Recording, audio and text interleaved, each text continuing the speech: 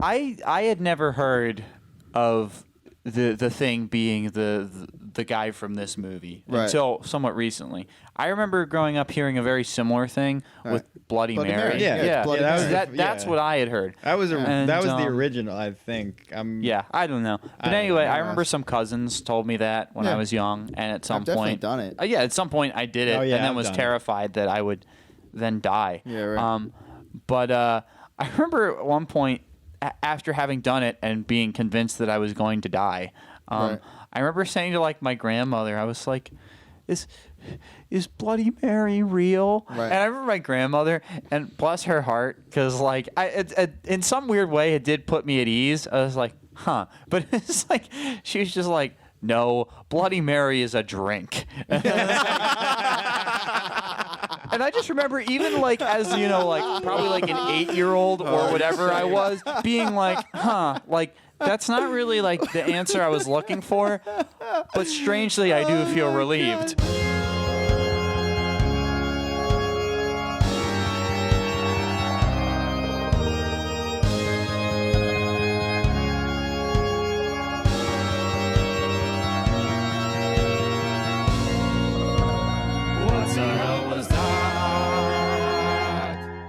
My name is Nate. My name's Mike. My name's Steven.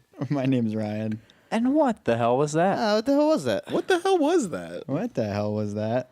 I'm hoping you can tell me, because I am a bit confused. About what? Okay, so we all just went and saw Candyman. Whoa! Oh, come on. Whoa! Oh my God! Did you watch the film? We only got a few of those. We all just watched the film. Yeah. Okay. So we all know what we're not supposed to say 5 times, and Unless, we're dead. we want Unless we want to die. a very vicious murder.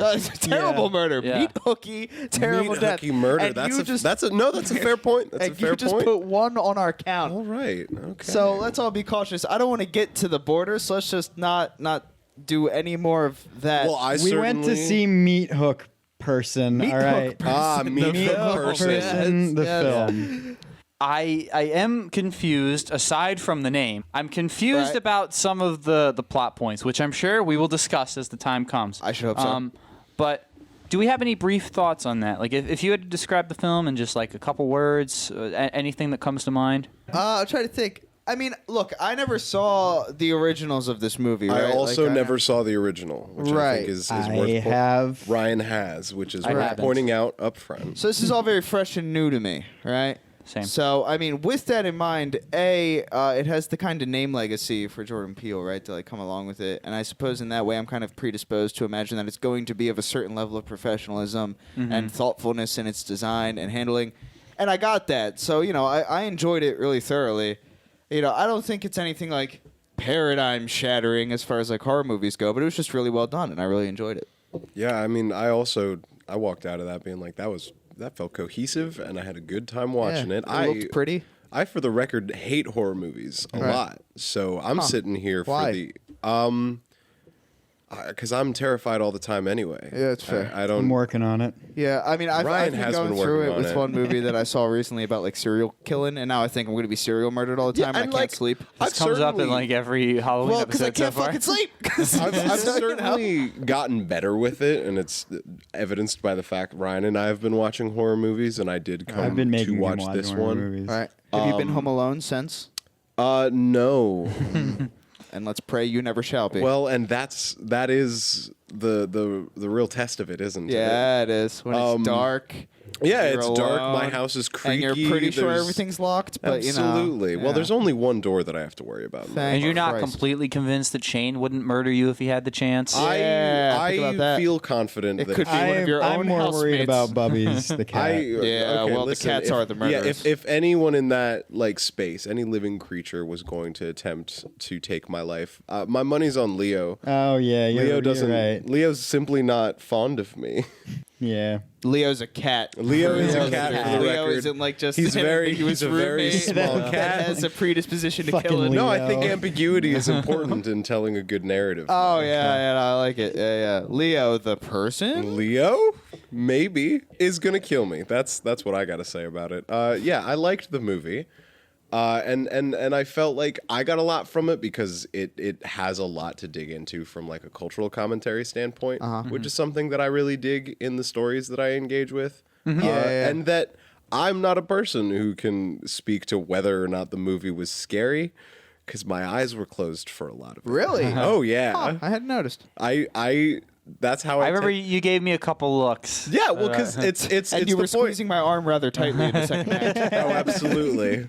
No, yeah, it's just, I reach a point where I'm like, listen, this scene in particular, mostly just tense. Yeah, I would no, I see ya. rather focus on Yeah. handling the sonic attack that is going to come fair, instead of There needing were to some, instead of needing to balance both the audio and visual aspects of this frankly, experience. we saw this at a different movie theater. And I don't know if it's because the movie theater speakers might be better like attuned, but like this is the first movie I've seen in theaters that hasn't felt like the sound designer has meant to leave me with like tinnitus or a shattered eardrum. Like that's it's fair. incredible how well balanced the sound Right, design yeah, was. well, that's Well, the thing. but there was a few times where it actually like rattled me to my core, and I was like literally like I felt the vibrations, and I was like, "Whoa, fuck!" But I think that's what's well Like done a lot about of like it. the loud pops. Right. It's the fact that like you didn't come out of it being like that was just loud the entire time. Yeah. But there were enough points that were loud and that lent itself to the experience. Right.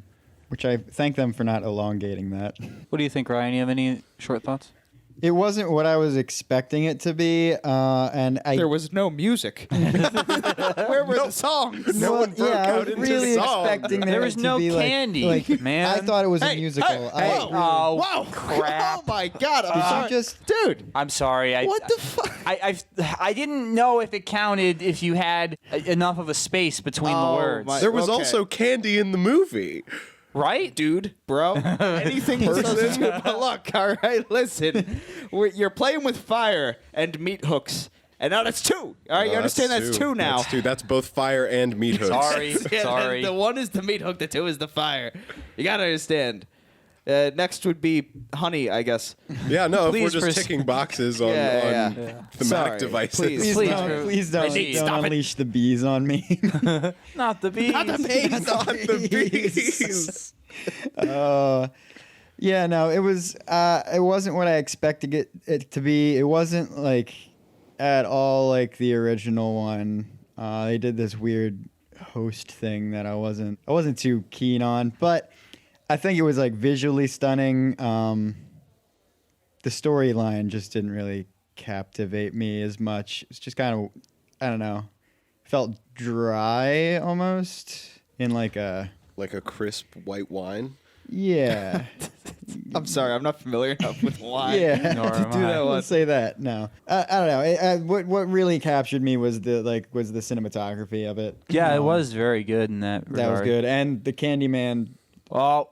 Are you kidding me? We're really burning through Are you these. fucking kidding me? Wait. Am I the only one with any consciousness or cognizance about the danger we're all in here? It clearly seems like you are. What the fuck is wrong with you people? We just did what is it, like 10 minutes into the damn thing, and we got 3 done? Meat hook person looked a lot scarier in this one, but I mean that makes sense. They did a good job with the CGI around that, and like the makeup department was pretty Yeah. That was something that I noticed, though. I felt like the thing that stood out to me was the practical effects more so than like by the time it was CGI, like the shots with like full blown CGI in them are still like shot in a way that obscures the like silhouette. I didn't know if that's like a way to kind of like lessen the impact of the CGI and sort of Right. blend it in with the rest of the scene. Yeah, because I have one scene that it really stuck out that it was very CGI. I Right. also do, and I'm curious to hear it, but we'll get into it. See. Yeah. Do you have any other thoughts on Nope, Ryan? that's it. I think for me, it's definitely was thought provoking in a lot of ways, but there were certain like concepts, I guess, that I'm struggling to understand like how certain things like work in the movie. Like I feel like some of the rules were like a little bit too flimsy for me to like completely understand the just like what was within the limits of certain things. Right. I think that's something that actually a lot of horror movies suffer from is having like a myth that they're basing the whatever like monster or entity, whatever thing you're dealing with is explained via some kind of myth, and that myth includes the methods by which that entity operates. And I think that a lot of horror movies fall into a trap of either over-explaining that to a point where then it becomes like a plot hole, or, well, I was going to say, or not explaining it enough, but I think my point is that I think that it's actually leaving it ambiguous. No, I think ambiguity is a really big thing that should be part of horror movies. Right, I think it's a very powerful tool. But in horror. it's not even so much for me like it's just like certain rules that like in something like this particularly, it's like you do these certain things and then this thing will happen. Right. And I feel like there are certain parameters to that again you kind of have to call into question. Like again, as much as we've been joking around, when you say "Meat Hook Man" into the mirror, and you don't, let's say, you say it 4 times, right, and then you go to bed. Then if you say "Meat Hook Man" the first thing you wake up, like, are you dead? Does that count? And it seemed like there were a few things where it was like, okay, like you didn't say it 5 times, so you're good. Where it's like, well, actually, just the person in the room did it. You didn't do it, so you're safe. But you can still see him, but he's not coming after. And it's a little confusing. Yeah, but we can kind of. Well, it's interesting because the character for which the movie is named has evidently some sentience about the why. Why? I won't say it. You're not gonna make me say it. All right. So evidently we will has some assuredly sentience make Mike say to them. it at some point. Get off my back. Don't tempt me. Now, so I don't know. In a certain point, it seems like to a certain degree, like the fella can choose whether or not he wants to murder everybody in the room on a whim, or just like the mirror speaking people for evoking his rage. Which again, I don't know. I just wish there was a little bit more of like. I just wish it was a little more clear. Like, what are his limits? Yeah, like, what is he actually allowed to do? Well, and to the point of ambiguity, it seems like it's not even that it needs to be explained in further detail what those limitations are, as much as the actions need to be consistent enough that you aren't like, wait, hang on, what the hell is going on? Right. Like, I don't know. I personally think that it might have been served well to at least have like one scene where, let's say the main lady, I can't remember the character's name. Yeah, we should probably look up the names. Yeah, we probably should. Either. I feel like it's Brittany, but I don't know. It's Brianna. I knew it was a B. Yeah. Okay, but yeah. So I feel like it would have served well to have like maybe like one scene with Brianna like towards the end, where it's like Meat Hook Man is like just about to get her, but then again we're kind of shown like the limits of like, oh, well, this certain you broke through what are the limits of what I can do, so I'll get you next time. Right. Like I feel like that would have helped me a little bit to be like, oh, okay, well then this is what Candyman can. Oh, you motherfucker! I am sorry. You're going around robbing all of us of our fine abilities. That's 4 now. Yeah, all right, so 4 now. Wow, so let's get chalk that up right. real quick. So look. Okay, we're all fine for now, right? But it is super imperative. It's really important. We do not say this name one more time. Damn it. Accident or no. As all of them have been, I'm certain. But either way, look. Oh, man. Oh, my sweet cat. I don't know. See, it just happens. When I was does, a child, it slips out. when I was a child, my mother had a good saying she liked to say, and that was "Think before you speak." And in this situation, it would behoove us all to practice that as much as we possibly can for our lives. One might suggest for our lives. That's fair. All right. Well, I have more or less said all that I can say without being scared that I'm going to slip into it again. So, God help us. do we want to talk about the plot of Meat Hook Man? We can certainly try, can't we? Yeah, we can try. Provided that we don't get murdered halfway through. This is because what I was somebody feels a saying. There strong are desire to say the substitute name of names. the titular We just character. need Really to- difficult when that's the title of the movie. You know, Yeah. I disagree. I feel like I've been doing. Well, all it right should be so less far. difficult when your life is on the line.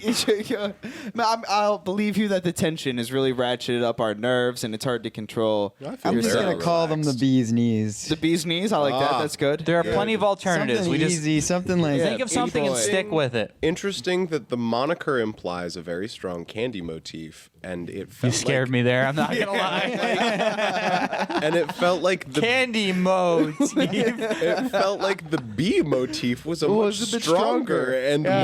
more consistent. Yeah. But we aren't 100%. calling him the bee man. We oughta. Maybe we should be. It's B movie. Yeah, who knows? Maybe if you say B-Man 5 times, he also Jerry appears. Seinfeld This was is there, in right? fact a remake, but not a remake of what we thought it was. Well, again, because look, rules have not necessarily been tested Right. to their full extent, I think. So who's to say? Maybe if you said like Honey Man Right. or Bee Man Right. 5 times in the mirror, maybe he'd be like, "Oh, hey, that's me." Right. You know? Right. Maybe he's aware. Maybe enough. it's not just But that insert. time he comes out titular name. and is like so actually much. super chill about it and is like, I'm actually just a beekeeper. And I just really don't like that other name, Yeah. and it's really I getting just to me. it's really just this. I just get so pissed. Yeah, like he appears as whatever you like describe him as. You know? Yeah. Just like really friendly, well put together gentleman. Really friendly, well put He has together. like he has a thing of honey, but it's like the like bear like honey container, Yeah, right. but it has a razor blade sticking out of it. Meanwhile, pieces of candy just buzz around. Oh, man.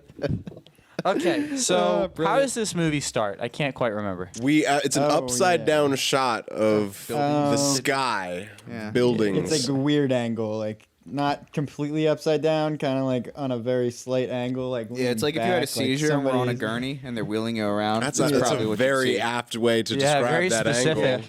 What? Are you okay? Yeah. Well, When I was the speak last from time you were imagination. going? When was the last time you were being pushed through the streets of Chicago on a gurney? Oh, is it Tuesday already? Tuesday yeah, already? It was Chicago. It was. Yes. It was in fact I Chicago. think, what's the name of the town? Chicago? Like the town thing. Cabrini Green. Yeah, that's right. Cabrini Cabrini Green. Cabrini. Yeah, Cabrini, Yeah, that's and the then it's spot. like hyphen green. Right. All right. Cabrini Green. Yeah. Yeah. There you God, go. I'll say that 3 times fast. Nope. Cabrini No, thank you. Cabrini Green.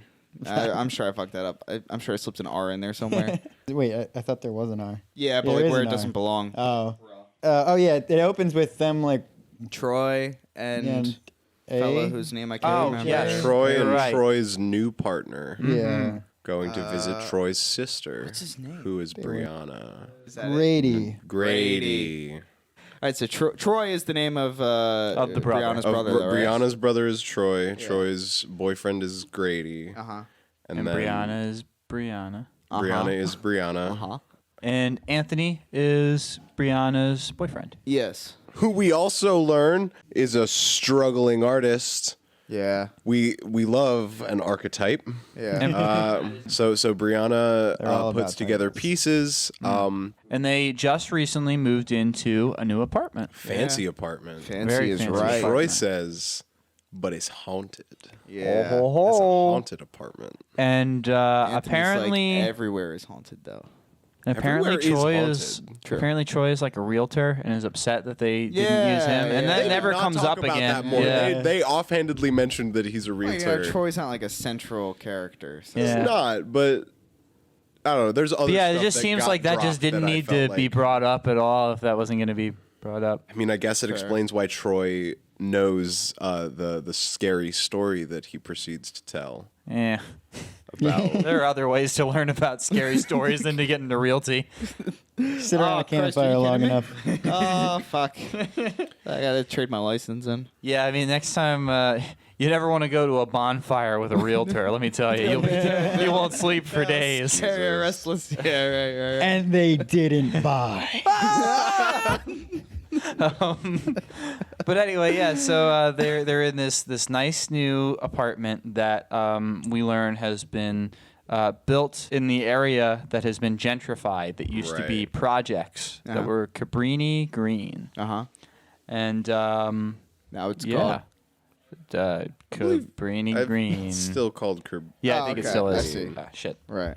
But it's no longer the projects. Right. And yeah, so they're all just hanging out, having a nice time. Which sets us up for a thematic discussion about gentrification. True. Yeah. Yeah. Yeah. An interesting kind of thing is like how like Brianna and Anthony are talking about like the gentrification problem and stuff like that, and how like like they tear the communities down to build them up with like richer real estate and attract people with money to buy them. And then like Grady kind of makes an offhand like like here, like this apartment, like the one the we're in place right you now, currently live, the very wealthy, nice right. apartment, and then that things kind of fall awkwardly silent. everything for a gets bit. real uncomfy. Yeah, and that's when Troy's like, "You want to hear a scary story to distract us from the statement that was just made?" Right. That's about what was her name? Helen something. Helen. Steeple, No, was it? I don't No, Not Steepley. Why am I? We can thinking just call her Helen. Steepley? We Who don't the hell need to is know Helen all the Steepley? details here. It's Helen. Yeah, Helen. Everybody knows Helen. Yeah, good old Helen. Yeah. She was like a student, So she is hanging around Cabrini a Green. white college student, as it were. Very important to note. And she's just hanging out in Cabrini Green, researching various things. Folklores, if you will. Yeah. And then story has it, she goes crazy. She beheads a Rottweiler. Rottweiler. Goes crazy. But yeah, and then at some point, a baby gets taken. Right. And she's like, you know what? I'm going to sacrifice this baby in this big fire that Right. everybody's doing. And then the mob stops her from sacrificing said baby. And then while they're all holding the baby and being like, whew, good thing we got this baby, Helen walks into the fire and dies. Yep. And that's the story. Right. That's it. That's the end of the movie. Yeah, actually, yeah. They all they all go home and no one has to worry about it. Yeah, and Dun, throughout dun, the story, they're kind of dun. like, that's not true. And Troy's like, there's articles about this. Like, it's a totally real event Yeah, that go- happened. go like, you look can it up. find There it. is Like, it's research to not, be I'm done. not making this shit up, And this intrigues Anthony. They leave, and then Anthony and Brianna are getting ready for bed, and Anthony is glued to his phone, and he has been doing some research into the articles that were mentioned by Troy. Yeah, about Helen. And so he is clearly taking an interest in that. One of the first like tangible plot points we get is one of the other, they call him an art dealer. He also seems to be working in the Clive. curating thing. Clive. I forgot his name. It's Clive. Right. We offhandedly mention that Anthony needs to be showing something to Clive to be presenting. Clive, in next scene, it's the next day. And oh, wow, everything leads to something else that I forgot earlier on. When we're first entering the apartment, there's a lot of artwork on the walls that we learn is Anthony's. So there's one piece in particular that they're like, oh yeah, I made that like 2 years ago. I need to be moving on to other Things. forms of work. And so the piece that we cut to Anthony showing Clive is very visually similar. Yeah. Like it seems like kind of the same piece, but just like retextured. Yeah, like as- colors kinda shifted, yeah. Details being changed. And Clive's just like, look, man, this is the same shit you've been making for 2 years. That's not what I'm looking for. And this whole bit of like, well, I'm the one who's responsible for you being successful. Therefore, you have an obligation to me to bring you something that is successful, and it would be such a pain in my ass to replace you in like this showcase that's coming Right. up. Yeah, exactly. Clive's like, come on, man, get in touch with, your heritage. And then everybody's like, ugh. Yeah. Because Clive is kind of like, what we need like the black story, and you're like a black dude, so give us the black story. The standard one, whichever one, people eat it up. It's the black story, so do Right. it. Just do it, and bring it to the art thing, but not this black story, a different one. And Yeah. Bring me another black story. Yeah, pretty much exactly. He's like, get in touch with whatever the black culture's into today. And he's like, whatever. well, I have been thinking about something. And then he like kind of vaguely explains something about like the projects. And I think he initially says a different project or something like that. Yeah, And yeah. Then Clive's like, nah, that one's overdone. that And one's he's been like, done to death. Yeah. okay, Right, well, he brings up Southside specifically. There He's we like, go, yeah. I want to do something about the projects, and he's like, well, people have already done stuff about like Southside Chicago, Right. And he's like, no, I didn't mean Southside. I meant like here. Right. Cabrini Green. Cabrini Green. You want to say Cabana? Cabana Green. I was thinking Cabrera. Yeah, something. yeah, I don't know. Cabrini. Whatever. I had it Cabrini wrong. Green. It's like I want to explore that, and Clive is basically like, "Oh yeah, sure, cool, do that. Right. Like whatever, just get me my shit. Yeah, just give me That's what I something care like about. considering like it's like this weekend or some shit. He's Right. like, and you still haven't shown me what you're putting up, so just get on that, I guess. Yeah, and then I guess I think it pretty much just has Anthony then doing like some research, like a little Right. montage of that. And then eventually that culminates in him like actually going to what's left of the projects in Cabrini Yeah. Green. Because he's doing some field research now Right. of the project. Taking photos. And he's taking a photo of a church that used to look a lot different. Well, because it's like a People church that was return. like, I don't know if it had like a mural on it or if it was graffiti. I forget which. Yeah, I couldn't tell Like, either. It was a standard brick and mortar church that had like a kind of like, I don't know. I honestly don't was know just what it white. was. Well, Well, yeah, no, now it is, but in the photo Oh. beforehand, but somewhat, like Gentrified. somewhat fittingly. Like he lowers it and it's just completely whitewashed, just completely white. The church is, and somewhat symbolically, clearly, or Right. I imagine, right? But like, yeah, so They were like, wow, that's what that I worked thought out about. perfectly. Well, that's what I thought about, and I was like, I'm a big dumb guy, so like, if this is getting through to me, like, there must be something about this, So it's that. And when he's there, he gets stung by a bee, and he's like, Oh, right. "Ow, that hurt." Yeah. Whatever. And swats it, and then the bee falls, and it's being like eaten by ants, as ants are wont to do. Yeah. I mean, that is just how ants do. Yeah, I know. That's why I said figured. as ants are one to do. You said it real dramatically, like there's some sort of like. Well, I would suggest being eaten alive by a swarm of things is pretty dramatic. I don't have a rebuttal to that. I agree. That's a fear of mine. Is That's being Mother devoured Nature, by baby. ants. That actually is a very specific fear of Ryan's. Right. Let's go It's, see Being Devoured by Ants, the movie, next. Nah, Well, I've pass. seen. Is that the sequel to Ants? What? Called them. Is that the sequel to That's the Ants? sequel to That is the sequel to That's Ants. the crossover between B movie and ants. Being eaten alive by ants. Except it's spelled B-E-I-N-G. God, I'm just imagining like a David Attenborough documentary, but it's just someone or something being eaten alive by ants, and he's like, and here we can see Right. all of the ants gathering together, Right. finding the easiest points of egress. All right. Yeah, he would say that exactly. Oh, Yes. yeah, it is them. And then he climbs the fence and then goes into the abandoned projects. Does some snooping around in the projects. Finds a spooky picture. Oh, I got to get out of here. And he gets out of there. What So happens he's- is there's a he's cop car sneaking driving around. past, and he's like, "Oh shit, that is the police." Right. And then we cut, and there's Laundromat Man. Laundromat Man. And he's who- like, oh, police.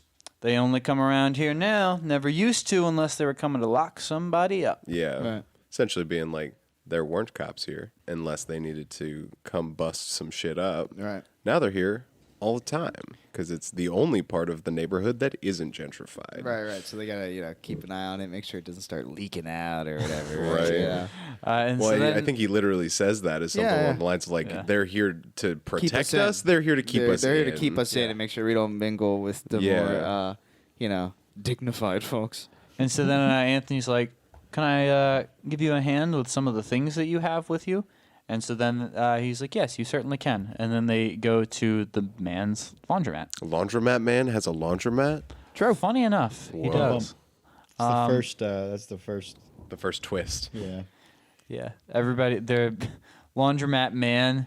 Everybody has a thing that they are. Yeah. That's laundromat, Yeah, you don't want to say that 5 times. let me tell How many ya. times have we said it? We're probably already in kind of like troubled water we've already here. summoned Laundromat Man, but when you summon Laundromat Man, He just does your laundry. yeah, your so it's laundry actually just it's not gets too I was bad. thinking he makes you eat Tide Pods. Like he comes wheeled in Tide Pods. It's Well, like, after he does your laundry. after he so, does your laundry, yeah. So you leave smelling really fine. But I haven't done laundry in a while, so I think we So we let's have get to we summon at least Laundromat have until Man. the end of the Laundromat podcast Man. before I have to worry Laundromat. about that. Laundromat Man. But anyway, so then he starts speaking with Laundromat Man, and I think pretty much right away, Laundromat Man's like, "Oh, yep, here's the story of titular character." Yeah, because he's like, tell us about Helen. Helen, He's Helen. like, oh, Helen went looking for Candy Boy and found him. thin ice, You had Mike. me there. You had me. You saw me Nice. jump. Don't get cocky, Mike. Kind of fair. Yeah. But But look, yeah. So that's So he's like, yeah. She went looking for the B-Man. character what this film is named after, and found him. And this is when, of course, when you hear a completely strange name, almost like some kind of like singular, like monster type name get introduced, your question is going to be like, who?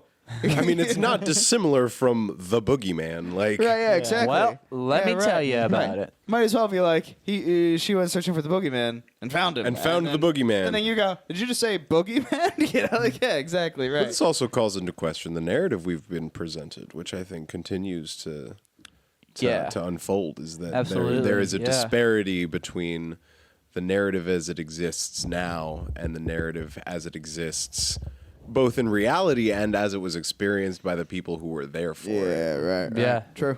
Absolutely. And so we hear the story now being told as that there was a gentleman who liked to give candy. And so they nicknamed him accordingly.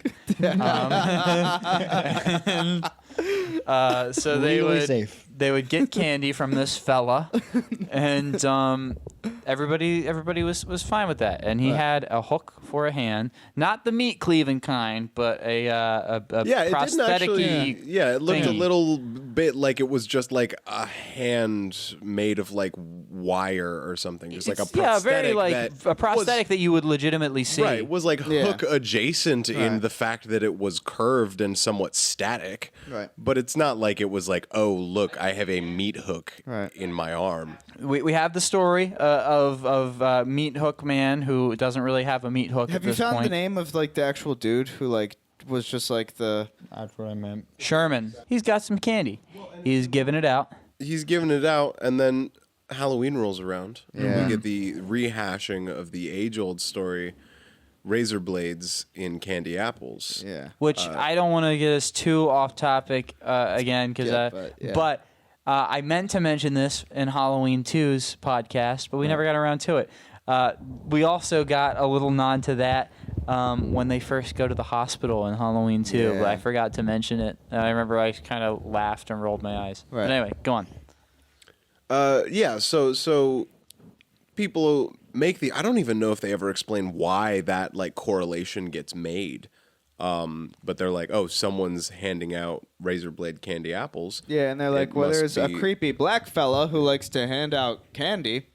And then there was no explanation beyond that, but that essentially starts this manhunt. See, here's where it gets weird for me, because what happened was the kid found him in the wall of this. He came out of the wall of just like one of the buildings. Found out he was hiding in the walls. Yeah. And I'm like, what the fuck? Yeah, He's hiding from the law. Come on. Yeah, in the walls. For how long? How is that even tenable? Yeah. What is it, like Surviving month off of 3 the of the candy. wall? It reminds me of the pilot of Bob's I Burgers. licked the condensation on the pipes and the rats. Yeah, like I don't know. Well, I guess that's the question: is how much is it intending to not even like stick to realism, but how much are the stories that we hear as backstory to this story? How much can we trust that they are true to reality, and how much can we make the assumption how do we know we have that a reliable they are narrator? Cultural myth Right. has shifted and changed, and like it's this one person talking about a firsthand experience. Right. But also, we don't know that we can trust Laundromat Man as a narrator. Right, that's true. very true. We're never given any reason to believe that, especially given the ending of the movie. It seems very easy to make the argument that he has very ulterior motives with the way he is giving out information. Right, that's fair. Yeah. Yeah, no, 100%. Yeah. Because what he implies here is that all he knows is that there was this fella, right? Mm-hmm. And then he met this end, and now he thinks that spirit of that person is going around, like, you know, like things like that. But it's clear that he knows much more about like the arcana behind this fella. So we learn this backstory, and then as the most significant focal point at this juncture from a plot perspective, is that Well said. Through whatever like circumstances, like he comes out of the wall and the one kid screams and the cops hear him scream. The cops all come in and Go to that room.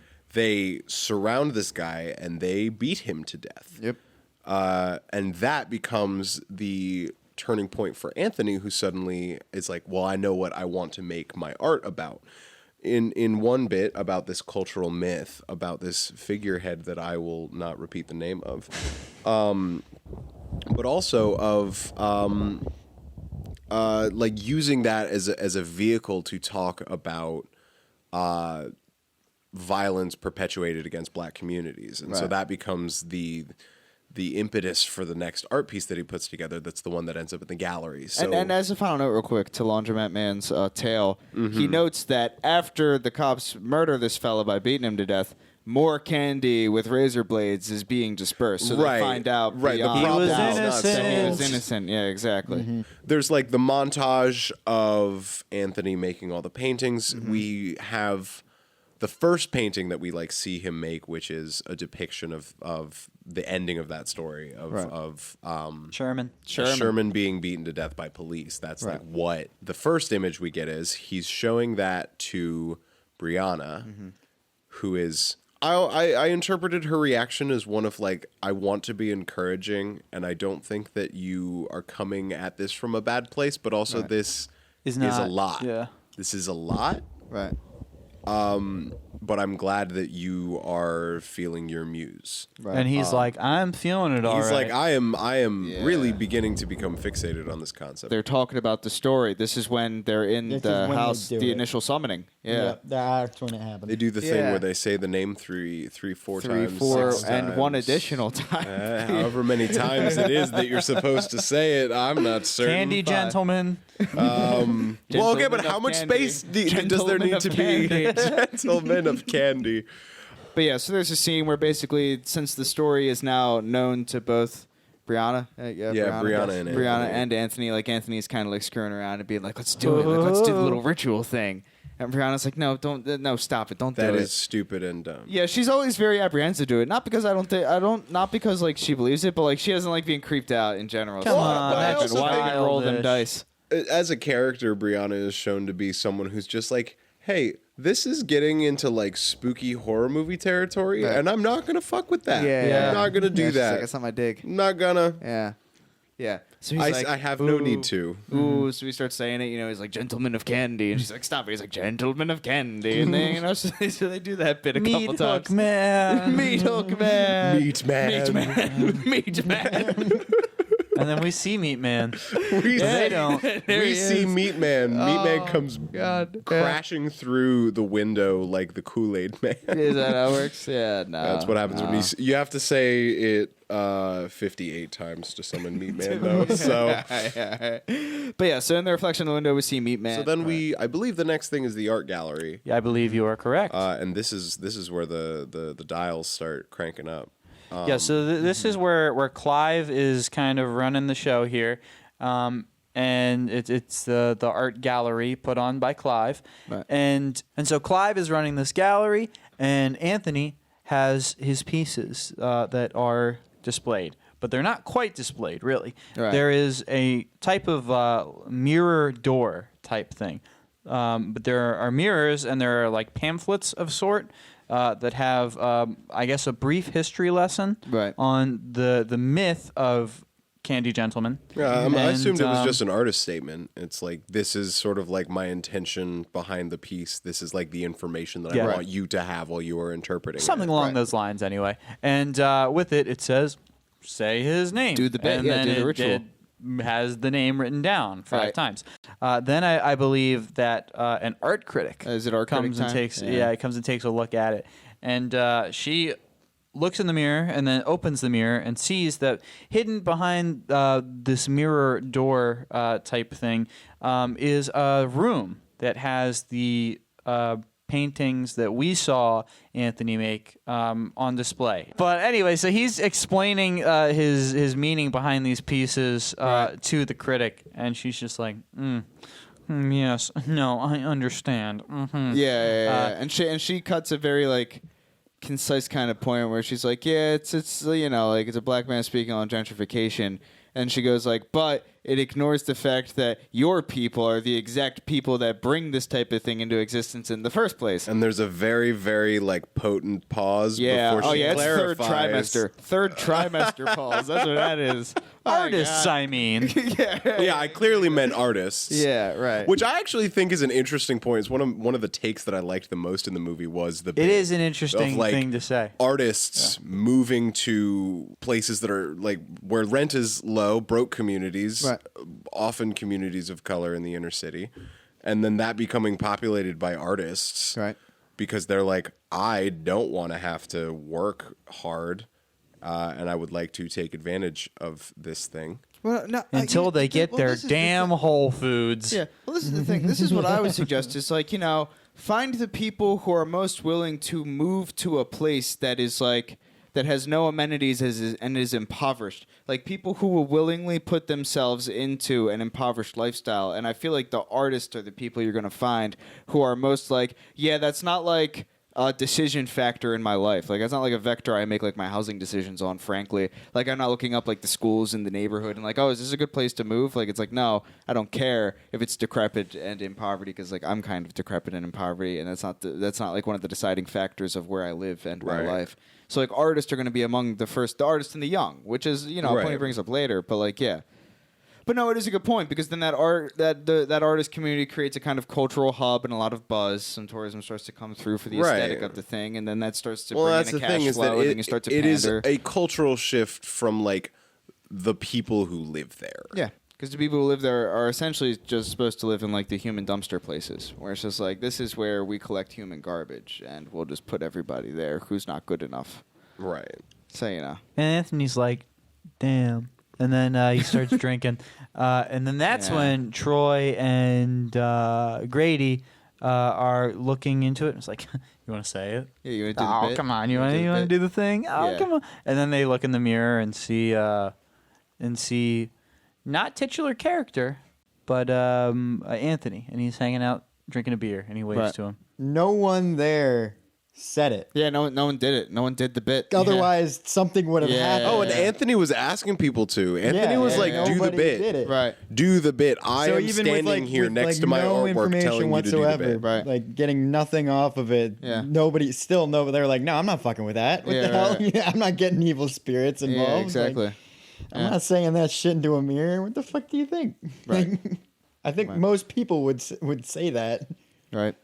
But yeah, so then the night presses on, and some of the other artists are hanging out and talking.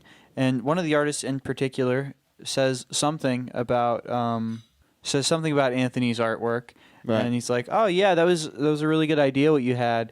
Like those paintings you found, it's really good that you had them like hidden away. Like where'd you find those? They were so bad." The line was, I found them in the studio where I painted them, Yeah, you right. goofy fuck. Yeah, exactly. Ooh. And then everyone goes, ooh. Yeah. He's like, and then "Fuck Brianna's you, you like, dumb you gotta hyenas." leave. And then fucking Clive pissed. And everyone's all mad because he's drunk and he's acting a fool because people shat on his artwork. And he's like, y'all don't even know. Oh yeah, and then he comes for Clyde. Yeah. And is like, He's like, don't you need to go buy some morning after pills for your summer internship program? That is pretty Yeah. much what And, was and said. Clive is like, you had that one in the bank. You He's were like, you're saving damn that right one. I did. He's like, that's fine. He's like, you're damn right I did, you bitch. And he's like, that's fine. I can handle being called a bitch. That's all right. I can handle that. Yeah.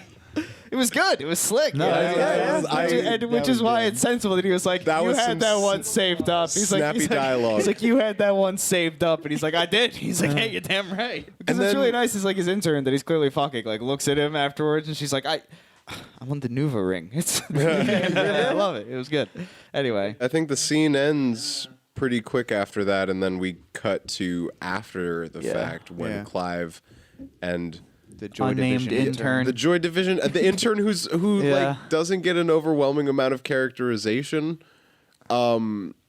But likes Joy Division a whole who lot. apparently Yeah. likes Joy Has Division. the shirt comes and up. I guess his We quote and get lyrics. it. You like Joy Division. Yeah, Come on. right. Yeah, so it's them cleaning up after the fact. They're Yeah. just picking up beer bottles and shit. And Clive's like, "This asshole! I can't believe that Brianna is continuing to like show his work Yeah. when obviously he's a piece of shit." Yeah, and obviously his work's no fucking good. Right, and who makes bad art, and the only reason that he's still in these shows is because Brianna is like using her influence as a person who is curating the art shows Yeah, to get him spots. to get him spots in that. Yeah. But so I think then, like as they're cleaning up, they then just end up standing in front of the mirror, and they're like, Right. this They're like- thing's dumb. What Well, if I did the thing? Well, what's you interesting know? is Joy Division, I guess, wasn't participating in the whole thing because she's like, so what's the deal with this thing? Like, what's the name you're supposed to say into this mirror now? Uh-huh. And then Clive is kind of like, you should fucking know, considering you proofread all the artist statements. Right. What? It's like, well, I shouldn't know. And then, but he does know the name, and he's like, all Bees right. knees, bees knees. Bees, yeah. So she's like, why don't we do it? And he's like, no, don't do that because I don't want you to die tonight. At least not until after we fuck. Then do whatever you will. And she's like, And then also makes a comment where like, he's "Well, like, also, if you died, we could still fuck. yeah, and he's which like, actually, is on second thought, necrophilia is on my bucket list. So yeah, yeah. great bit. Oh, Clive, you're wonderful, so funny. yeah, wonderful job love you, characterizing Clive. as a sleazebag and a Yeah, somewhat yeah. uncomfortable dude. Yeah, exactly.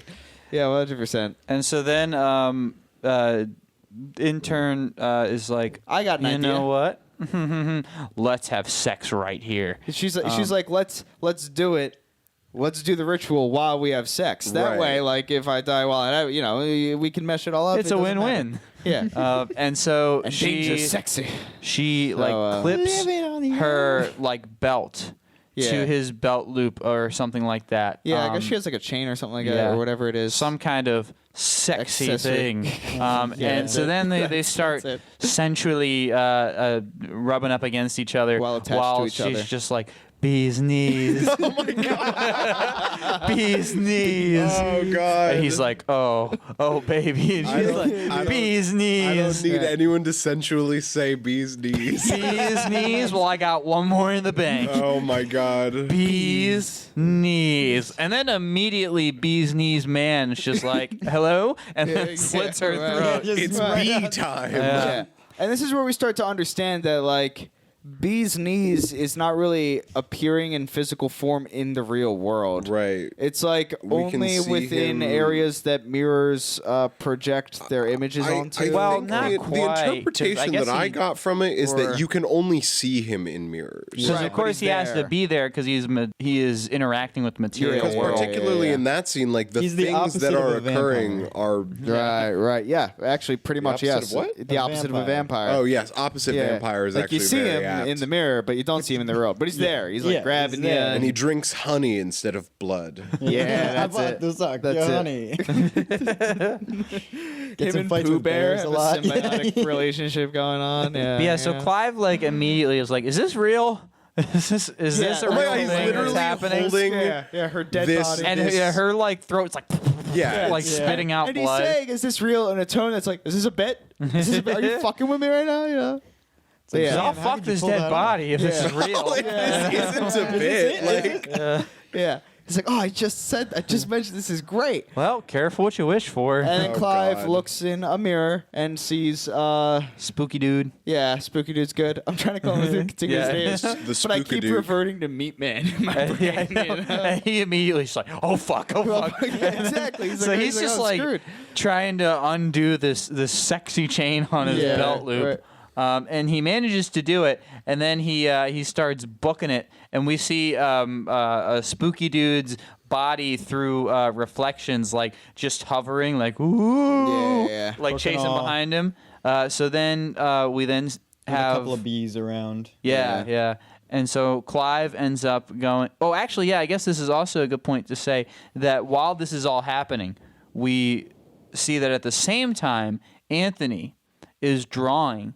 And he's like just staring at himself, fixated in the mirror. Yeah, But yeah. he's like kind of absentmindedly drawing like this pair of eyes. Yeah. And he sees a bee, and he goes to touch it. Yeah, on the but it mirror. seems to only be on the other side of the mirror, like as if he Yeah. was touching the reflection, but it's not there. Right. Anyway, so then we see Clive running, and he gets to the door to find that, I locked this a couple minutes ago, and he Right. cannot unlock it before you-know-who Goes straight Gets his for leg. the ankle. yeah, Yeah, right Achilles through the tendon, Achilles baby. heel. Yeah. and then he busts exactly. his face, Drags him. and he goes right next to Yeah, he his does bust his summer nose. intern, Yeah, it's fucked. and then gets killed. Yeah, gets lifted up through the jaw.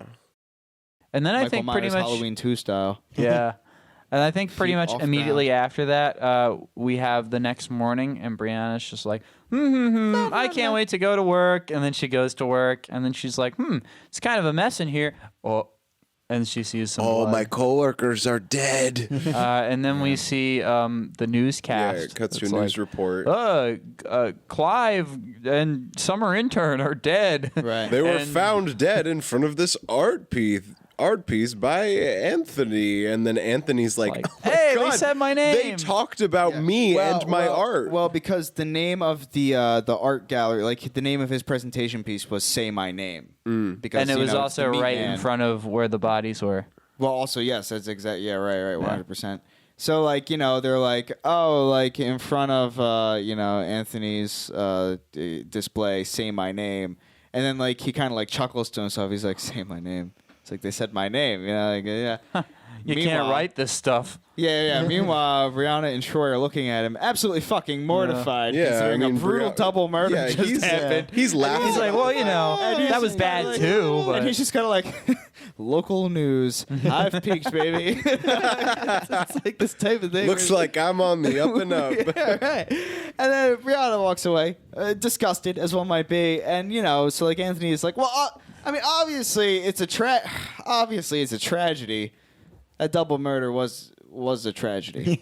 It's important to note, like the nightmare Brianna has, There and we the go, kind of yeah, like right. bathroom scene. Well, 'cause And, that like, also- don't we Anthony's- also have her like flashback kind of thing to her? Yeah, so that's where we introduce something that, for me, I think doesn't get fully explained in the movie. But we I agree. flash back to... Someone stop me if I'm jumping the gun on this one. No, I think you're right. We flash back to what appears to be, from my understanding of the narrative, Brianna's experience with her father's suicide. Mm-hmm. And at this point in the narrative, that's not like expressly stated, but it's this dude, presumably Brianna's father, sitting at a windowsill. Also an artist. Also an artist, which I'm getting to, but like that's the thing is that they They set it up, but they don't really they flash it explore back a that whole like lot. that Brianna's father's also a tortured artist who ended up committing suicide, and that deeply affected her, but like also his art is still this thing that like other people know about because they mention it later, but it's never a huge plot point that gets tied in with anything else that's going on. Right. It's solely character development for Brianna, which is interesting to me just because it doesn't seem clear what it's trying to like point to other than like Well, it's I think it was just like that traumatic experience over again, where it's like, damn, this is like the second time I've seen dead people. right. This is Right. and on top of that, now as Anthony starts becoming more and more unhinged, being like, oh, good, another significant figure in my life who is a tortured artist, Right. going down this path of self-destruction. Right. Last time this happened, it didn't go great. So yeah, that nightmare happens. After she wakes up from that first nightmare, we get a little dream within a dream moment. Second where, nightmare. Yeah, Where I she- hate that. I she really didn't like. sees- That was Where Ted is. We'll call him Ted. yeah. Where Ted is standing is fearsome. Where is Anthony is Anthony standing in the bathroom, and then And he's over- he's in like a trance like state. Yeah, he's Yeah, like if staring you've at seen the The mirror. Shining, you know what this is. He's kind of like And throughout this time, like the bee sting that he got, It's getting a lot worse. Is just continuing to become far more than worse just getting and worse. It's getting necrotic. Right, yeah, it's like it's the focal point of his hand beginning to rot away. Yeah, At a exactly. certain point, I feel like maybe go to the doctor. You know? Yeah, I feel like he was a bit delayed on his doctor's visit when he Yeah. eventually gets That to was that like a point. circle. It looked like a Yeah, you're if my fucking hand started poisoned. rotting like that, I'd be like, that was a very strange bee. Maybe, Or like maybe something something's up with happened. that. listen, Like maybe something's he happened. doesn't have health insurance. Oh, maybe that's it. Yeah. Yeah, he's like, not at Who- those costs. who I'll wait for it among to get us- gangrenous.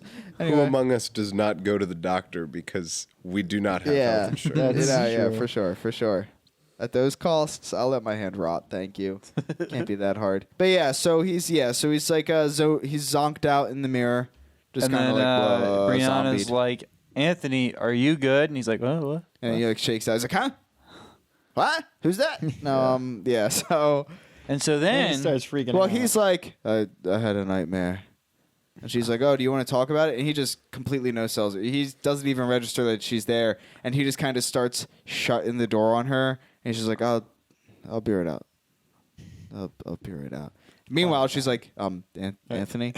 Anthony? But that's the interaction they had. Like, he's just not there. After that, he goes to the library.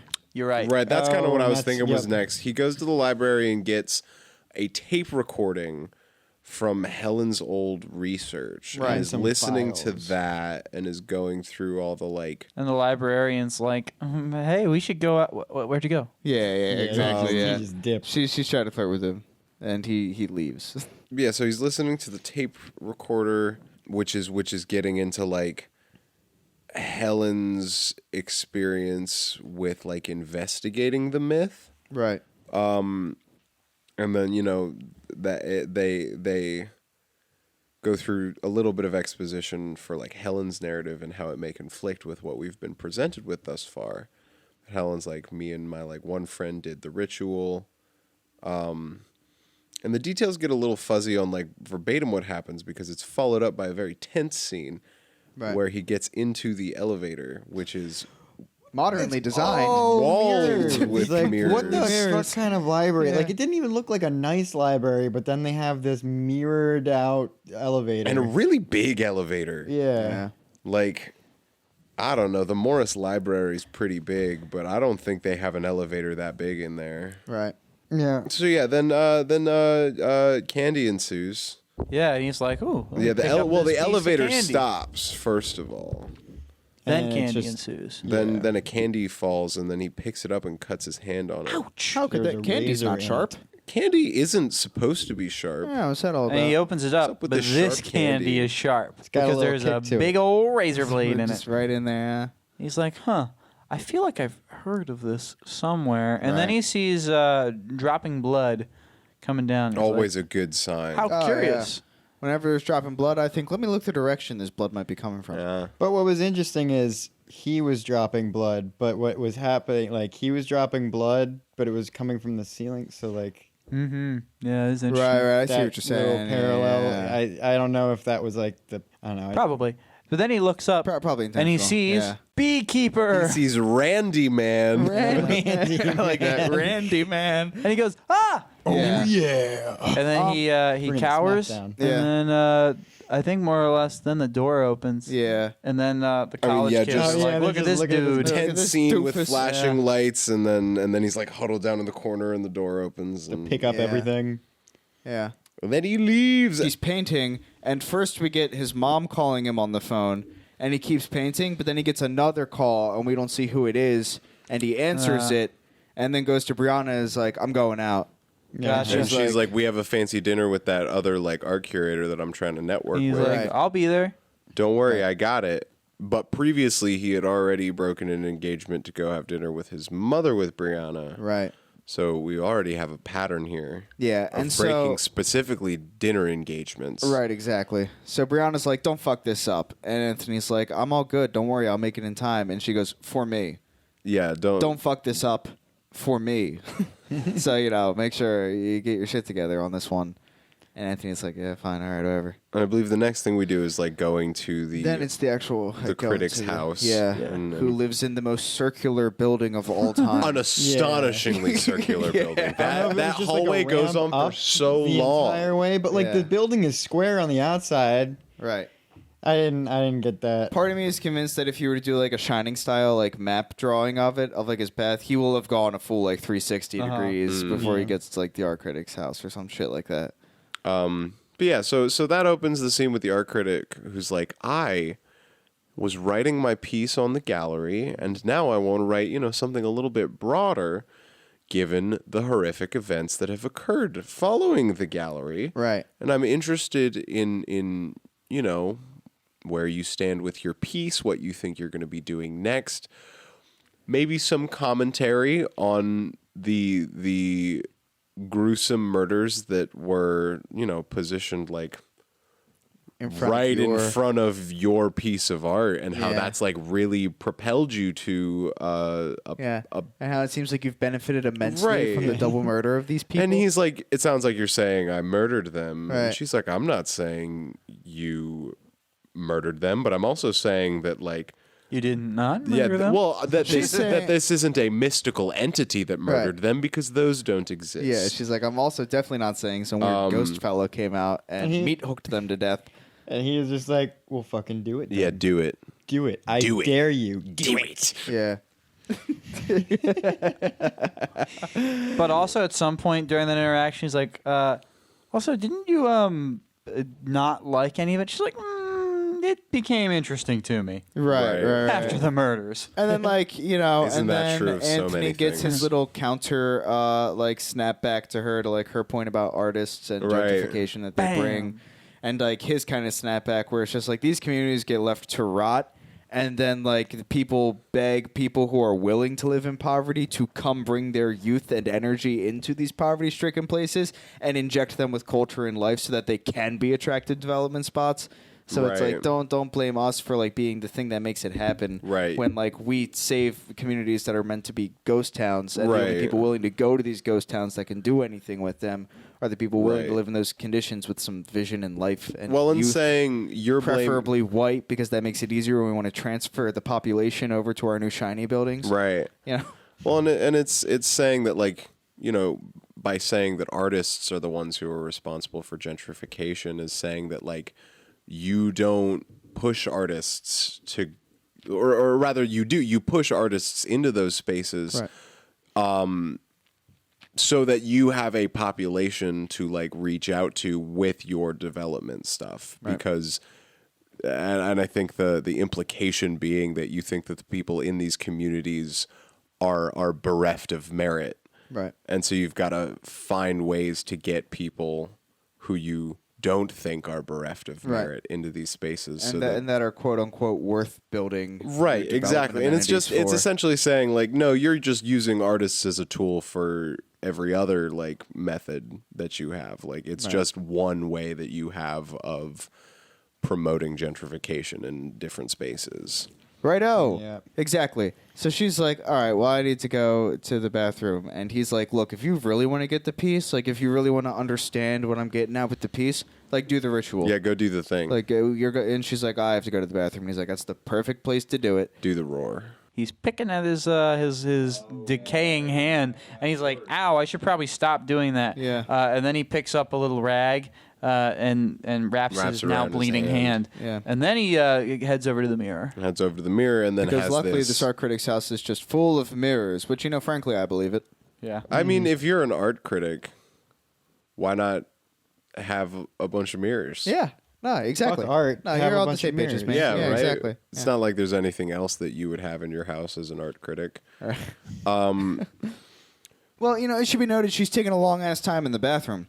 Because we get a scene where she's washing her hands, like looks up at the mirror, kind of like chuckles, and like puts her hand on the counter like she's bracing to do something, right? Right, but that's like, the thing is that's where it's ambiguous, is that either you have decided this is stupid and I'm not going to do it, or this is stupid, therefore I am going to do it. Right, and then so we cut back, and this is when he's like picking at his skin and like gets the stuff, but she's been in the bathroom for a long time now, so he's and there's coming out no as response. Like, what's up with that? Yeah, so he starts like going over to the bathroom, and it's just kind of like art critic, and then sees a mirror in the hallway and looks and doesn't see his own reflection, but the reflection of Ted. Randy Candy. None other than Randy Candy. Which It's the Macho Man, Randy. I'm curious. Is this the CGI part you were talking about? Yes, it is. This is the CGI part I was talking like about. This was like 100% CGI on the end of the mirror fella. Yeah. And I thought it looked a little jarring, like especially some of the movements and such. Yeah. Like, because a lot of the scenes where we did see Candy Fella, it was like, wow, he's scary looking. Right. But this, it was just like, he Kinda looks like rubbery. he's computer animated. Yeah, exactly. 100%. Yeah, I don't know. I don't have a whole lot else to say about that, but that was a little off-putting to me. And I mean, it personally. wasn't so much to be laughable, but it was noticeable, and that's the only thing. Yeah, about I think it, that's a good way to put it. And so after sufficient like mirror dancing, because what gets shown here and what becomes kind of evident is that like Randy Meat and Anthony aren't so much adversaries, because like Randy Meat isn't coming out of the mirror to like attack Anthony or anything. In fact, Anthony isn't even present. Like where Anthony is where Randy fella is, right? And so Kinda is the first little like tingling notions that right. Well, what's going on over here? And they start doing the most introductory improv game of all time. You move your hand. It's the first none too subtle parallel that's drawn between their characters. Yeah, it's less like Anthony has summoned the Man of Randy, and more that Anthony is the Man of Randy, right? And then while he's exploring his relationship with Randy, Himself. Himself and Randy, that is. Himself. Then In the the door mirror. opens, With a and meat art hook. critic lady's like, Anthony, are you good? And he's like, yeah, I gotta go. And then stumbles out the door chaotic. And we see in the reflection, we see Randy, and he's just like peering through the doorway, and then he slips his head out. Yeah. And so then Anthony makes his way out pretty quickly. And as soon as he leaves the premises, We see We have pan a out pan out slowly. from the window of the apartment, and then we watch the telltale invisible person throwing around someone as they murder them. Yeah. I actually found that scene to be very comical because of how far away Yeah. it was. And I'm just like, this Also- person's being ragdolled around their apartment Well, I in a think way that's what's that is- especially funny about it too, is because I think it had a point where like she was like dragged along the glass. Yeah, And I think you heard it of just like left a streak. Yeah. Well, that's the thing is, it's just so far away. Right. It's just like and it's with other like there are other apartments you can Just see doing with their people own just thing. doing normal Yeah, shit, yeah, and I'm just exactly. like, this juxtaposition is And someone's very just being comical. brutally murdered next door, or below you, or above you, or across the way, through their mirror, through the window. Yeah. So much for their community. Yeah, I know. Tell me about it. Serial killers could reign supreme in most cities, couldn't they? My God. Still bring the property value down. Oh, thank you. My rent's going Great. up. I got an Great. idea. Somebody died. so now we're at the dinner. We're at the with dinner. the, Anthony fancy ticked. people. Yeah, Ticked, having a bad time, He's looking agitated. kind of like painting trancy, right? Like he's not really looking like he's there. He's like, he's kinda looking like 1,000-yard stare, yeah, leg exactly. tapping. And we've Yeah, seen he's doing his candy trance thing. and we see among the people at this table is the artist who kind of ticked him off at Yeah, Clive's gallery. Right. Sitting next to Brianna, nonetheless. And They're yeah. laughing, and she's And so, pretty much the long and short of it is there are like several prominent art people who are like, Brianna, you're gonna go far. right. And then Let's network at this dinner. Exactly. Exactly. Come to New York, why don't you? more or less Industry. somebody Industry. is like, oh hey, that critic lady died. Yeah, and and everybody's like, everyone pulls out "Oh." their phones and they're like, everybody's like, what? And then Rihanna immediately is like, Anthony. well, no, that's the thing is because Anthony gets up and is like, I have to leave, and she's like, literally, what the fuck? Yeah, like, that's the come on, you least had suspicious one- thing you could have done. I love And he it. books it through like what looks to be the kitchen. Yeah, he's Right. just trying to find an exit. yeah, he there. was like, Yeah. let me get out. Right. And so then he goes back to the apartment, Yeah. I guess. And then she follows. Yeah. And so then we see that, there have been a little bit of establishing things here and there about this, but he has been continuing to paint. Yeah, and it's scribbling very, very vivid and And it's getting yeah. increasingly grotesque and mortifying. Yeah. like And also like sketchier, less like defined and more like right, abstract. It's like because the first ones we see him making, like the Really, ones for the truly a art blue gallery, are period. like very definitive and very colorful. Yeah, they're straightforward. And then the next ones we have are like, it's more like portraiture that's like rough sketches, but it still feels very defined. And then it just like devolves into like utter madness akin to like throwing paint onto the canvas and then smearing it around. Right. Right. So I really like their earlier works better. So Brianna comes in and is like, this is some of the most fucked up shit I've seen. And then Anthony comes in and like does the like loud audio jump scare where he's like, "You shouldn't be looking at any of this." Yeah, exactly. Just tries to cover him up, And then she's it's like, not working. "What so the well. hell?" He's just like, He just throwing it, holds up like a sheet that is like Don't look. gravity fail me Don't now, and then like it drops as you might expect it. Yeah, it's hilarious. So she's like, "What the hell is going on? Yeah, and he's you're wigging the fuck out. Yeah. This is suspicious as fuck that all these people keep dying." Now, don't call me crazy, but she's like, I have a feeling I might want to call you crazy. And he's like, but that dude that we've been talking about, yeah, Meaty Randy. I might have summoned him. Yeah, he's like, And I'm pretty she's sure I like, summoned Meaty Randy. have summoned the Macho Man. And she's like, that's ridiculous. There's no way that you summoned Macho Man Randy Savage. Right, like he's not real. Look, so. I'll say it right now. Macho Man Randy Savage, Macho he's Man, not real. and then he's like, That no, too. and then he picks up a thing Yeah, and she throws starts it at saying a it mirror. into the mirror, so he Right. destroys the mirrors. He smashes and it. She's like, "What the fuck did I just God. say?" And then he picks up another mirror and just smashes the Yeah, so mirrors. he's finding all smashing mirrors mirrors. left and right. Yeah. Like no more mirrors in this household. So she runs and is like, "Don't follow me." Yeah, she's like, you stay the fuck right there. Right, and do not take so one step she towards runs to Troy's apartment, Yes. and then Anthony goes to Laundromat Man. I Laundromat, don't know which yeah. of those scenes happens first. I think her going to Troy's happens first. They're doing the exact reaction one ought to have if there wasn't actually literally a ghost killer thing going on right Right. now. Where Yeah, he's just right like, now it's just like, that he dude's threw a crazy. mirror? Yeah, stay you away. need to get out of that house. I will come with you to help you pack your shit. That guy's insane. Right. Fuck all of that noise. Right. Which would be 100% true if this wasn't the one single time Right. in human history where there actually was a killer ghost going around doing if, stuff. the Yeah. actual supernatural forces. Yeah.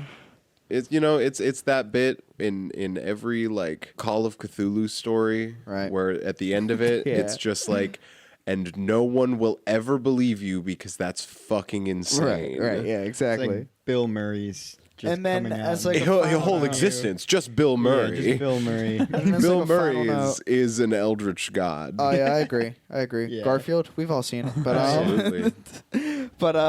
like Troy mentions to Brianna, like, oh, they're clearing out. Mom wants to get rid of the storage locker that has all of Dad's stuff in it. Which is another point of like, Yeah, he's an it artist seems with a completely prominent irrelevant. collection of work, but it Yeah. never ties into anything Yeah. beyond that. Who knows, right?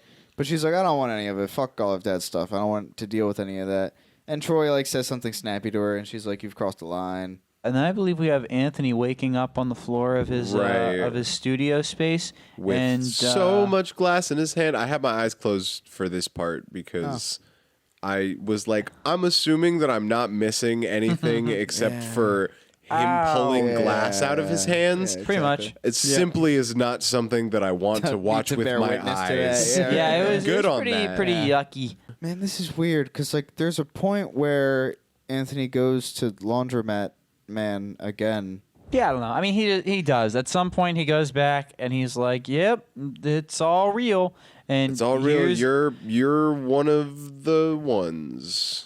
Yeah, This like implied like there are certain chosen It's like a lineage people. of sorts. yeah. That like But the then meat it's man not, like, is more of, like, a hereditary. symbol No, as to no, how we not cope. hereditary, but it is like a type of thing where it gets like passed on. Right, you're the from- person who's chooses gonna The torch carry has been this. passed. The point is, one way or another, people more or less get chosen to be the dude, and then they become the dude. And yeah, Or at least agents of the dude. It's not Yeah. overwhelmingly clear. Right. Exactly. But that's the deal. And then he learns that at some point around this general time period. Right. And so then at that point, he's like, you know what? This seems like the time to go to the hospital. Right, because his nail comes off. Too. Right, Like, right, his because at whole this point fucking we've shit gone is from rotten. like your hand looks like increasingly gangrenous to like your nail is black and falling off. Right. You can barely and move. You look it. like you have your severe whole burns. hand is like necrotic. Right. And it's less a question of like, oh, this piece of my hand is a problem and turning into a like, look, homie, you really don't have that much hand Right. at this point. Like you've got the digits and the Right. appendages, but like it's not like it's functioning. Right. It's in a state of rot. Then he goes to the hospital. And they're like, huh, good thing you came here when you did, because this looks pretty rough. Yeah, and they're like, also, welcome back. Yeah, welcome back. Yeah. And he's like, huh? They're like, oh, you were born here. And he's like, no, I wasn't. I was born on South Side. And they were like, nope, we're looking at it right here Yeah, on the that's not true. I records. don't know You who were told you that. certainly born here. He's like, oh. Okay. Huh. And then he leaves, and then he goes to. This was also because he's in his paint overalls. Yeah. Yeah, This he never was when takes it off. This is personally when I noticed the footstep thing. Is when Yeah, Right, me he's too. walking down the Exactly. He's hallway. Walking down the and his hallway, and his footsteps are louder. His yeah. body language is a lot Like more that like hand that's deteriorating is more like he hasn't like right, and used it's all that. wrapped up Yeah. and bandaged. Yeah. It looks a lot less like it's a hand and more like a spot where there could be another appendage Yeah, attached. yeah, I exactly. don't know what to read into that one. Right. Yeah. Exactly. But yeah, So so he's he in paint-soaked overalls. and he goes to Yeah, visit paint. a home. Yeah. And it's his mama's. Yep. And, Oh, it's his mama's house. and so Finally. he more or less is Go like, talk to your mama. So wasn't born in Southside. Yeah. What's that about? And then that is when she more or less is like, Brief well, interjection. This is where it starts to kind of lose me. Right. But also yeah. where it kind of loses me. Right. So I'm gonna do my best well, to be like, we have to figure get it through the out. plot synopsis before we all start commentating Yes. on Right. the ending of So that I will piece. just kind of give what I understand it to be. And so she's like, well, I wanted you to not know that for your own good, to be protected from the truth, I guess. Uh-huh. She's like, that baby that you heard about in that story, it was you. Right. You were the And baby. it Helen turns took out you. Helen, I was well, the turkey all along. yeah, Helen took you, but it was to not to sacrifice you, but to save you from being sacrificed. Yeah, what I heard in that is that Helen didn't take you the Ooh, nice. ooh, That's a good save. God damn. The dude, the macho man, the man, Randy Savage. the fella. He was Yeah, like, he was out kidnapping a baby. He wanted to take a baby to be Yeah. chosen. Yeah. Or maybe not even chosen. baby I think so. I think he chosen, but you know, something. The Macho Man Randy Savage ends up in a bonfire with the baby. Helen goes in, to save the fights baby. off the Macho Man Randy Savage, not unlike several renowned WWF veterans. Yeah, exactly. and then hucks the baby out of those. Yeah, flames. like Just throws the like- baby out and then like perishes in the fire because what else are you gonna do when you throw down with the Macho Man Randy Savage Exactly. Yeah. Right. in the middle of a bonfire in downtown Chicago? That does sound like a promo. Yeah, it does.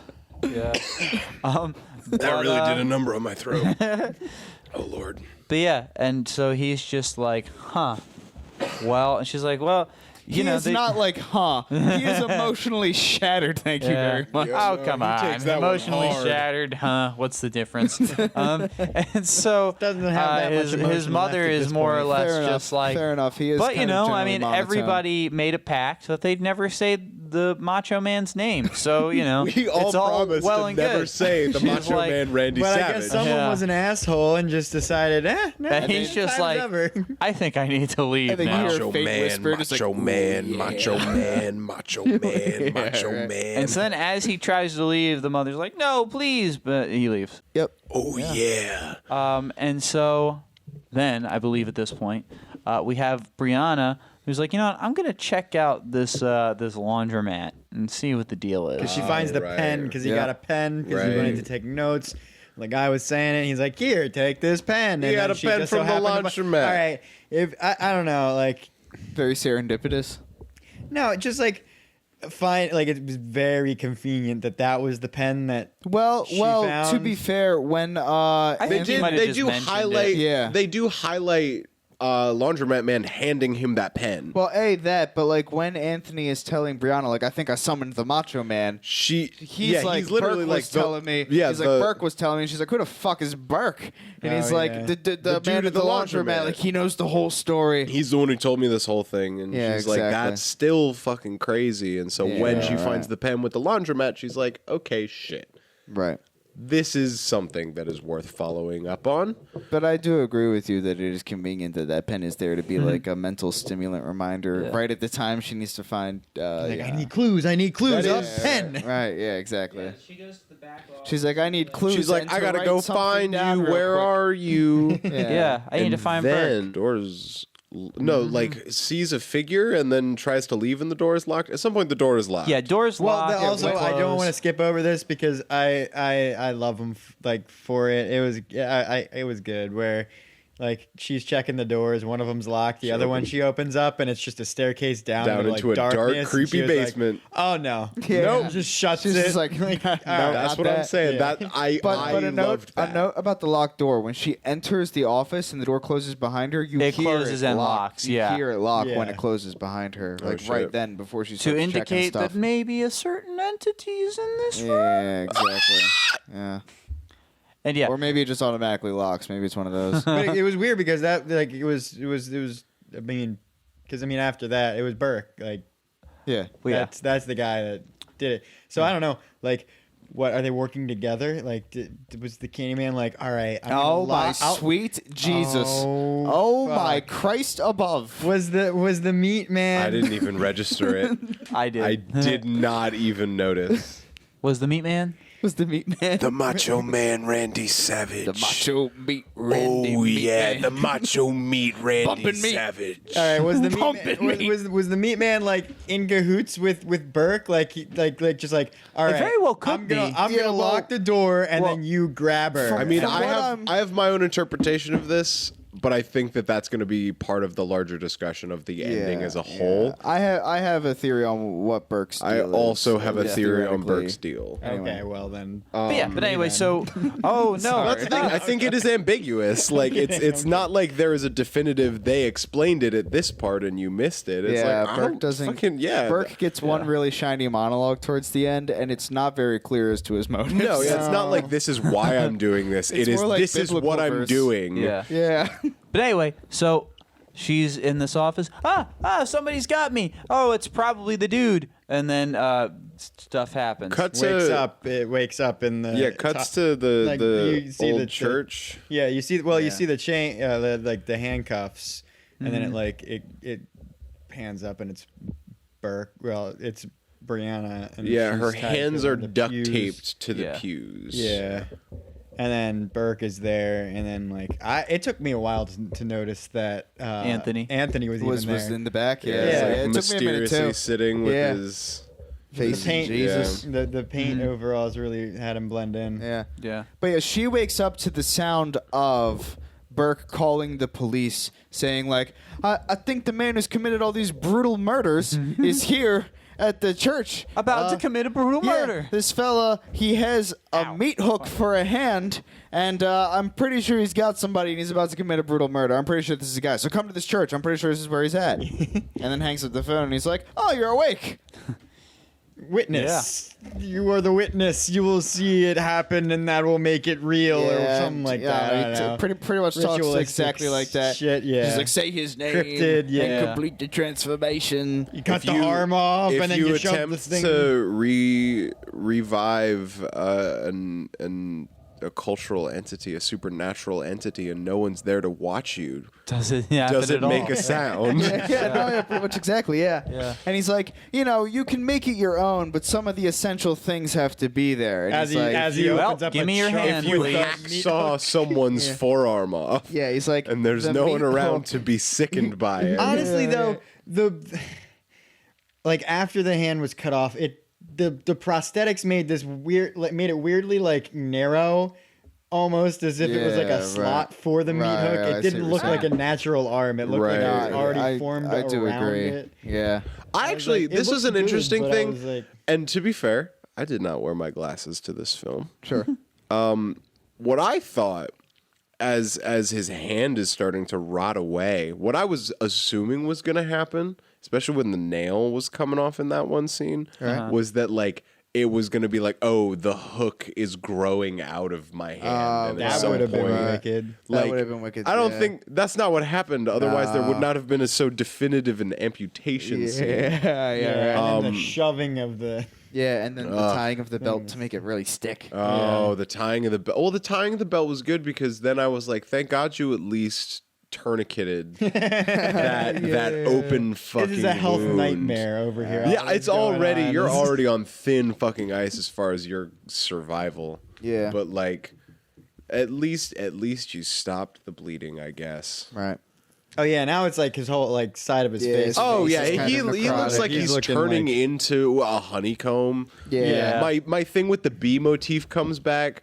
I not as much candy as much as it is like honey and bees. Yeah. Well, the thing is I was like, I kept coming back to the bees, and I was like, why the bees though? Why the bees? And I was like, I guess because bees are attracted to like sweet things like candy and stuff like that, so they'll like Maybe. follow that. But like still, like I don't know, it's one of those where because I come back from like the older like the original. Yeah, It's the like it's the same. 1992. It's the same. That's it. Right. But it's like cheesy like B movie kind of like powers, you know, Right. like And what? the puns And the Yeah. villain used bees. Yeah, I'm like, why? Because it would look cool. Or Yeah, like, at you least in think it this was one, they like, tie bees ooh, in like with the original bees. origin lynching thing, right? Oh, they do tie that in. Yeah, because Yeah. they mentioned how like first they did the what did they do first? First was The meat hook, right?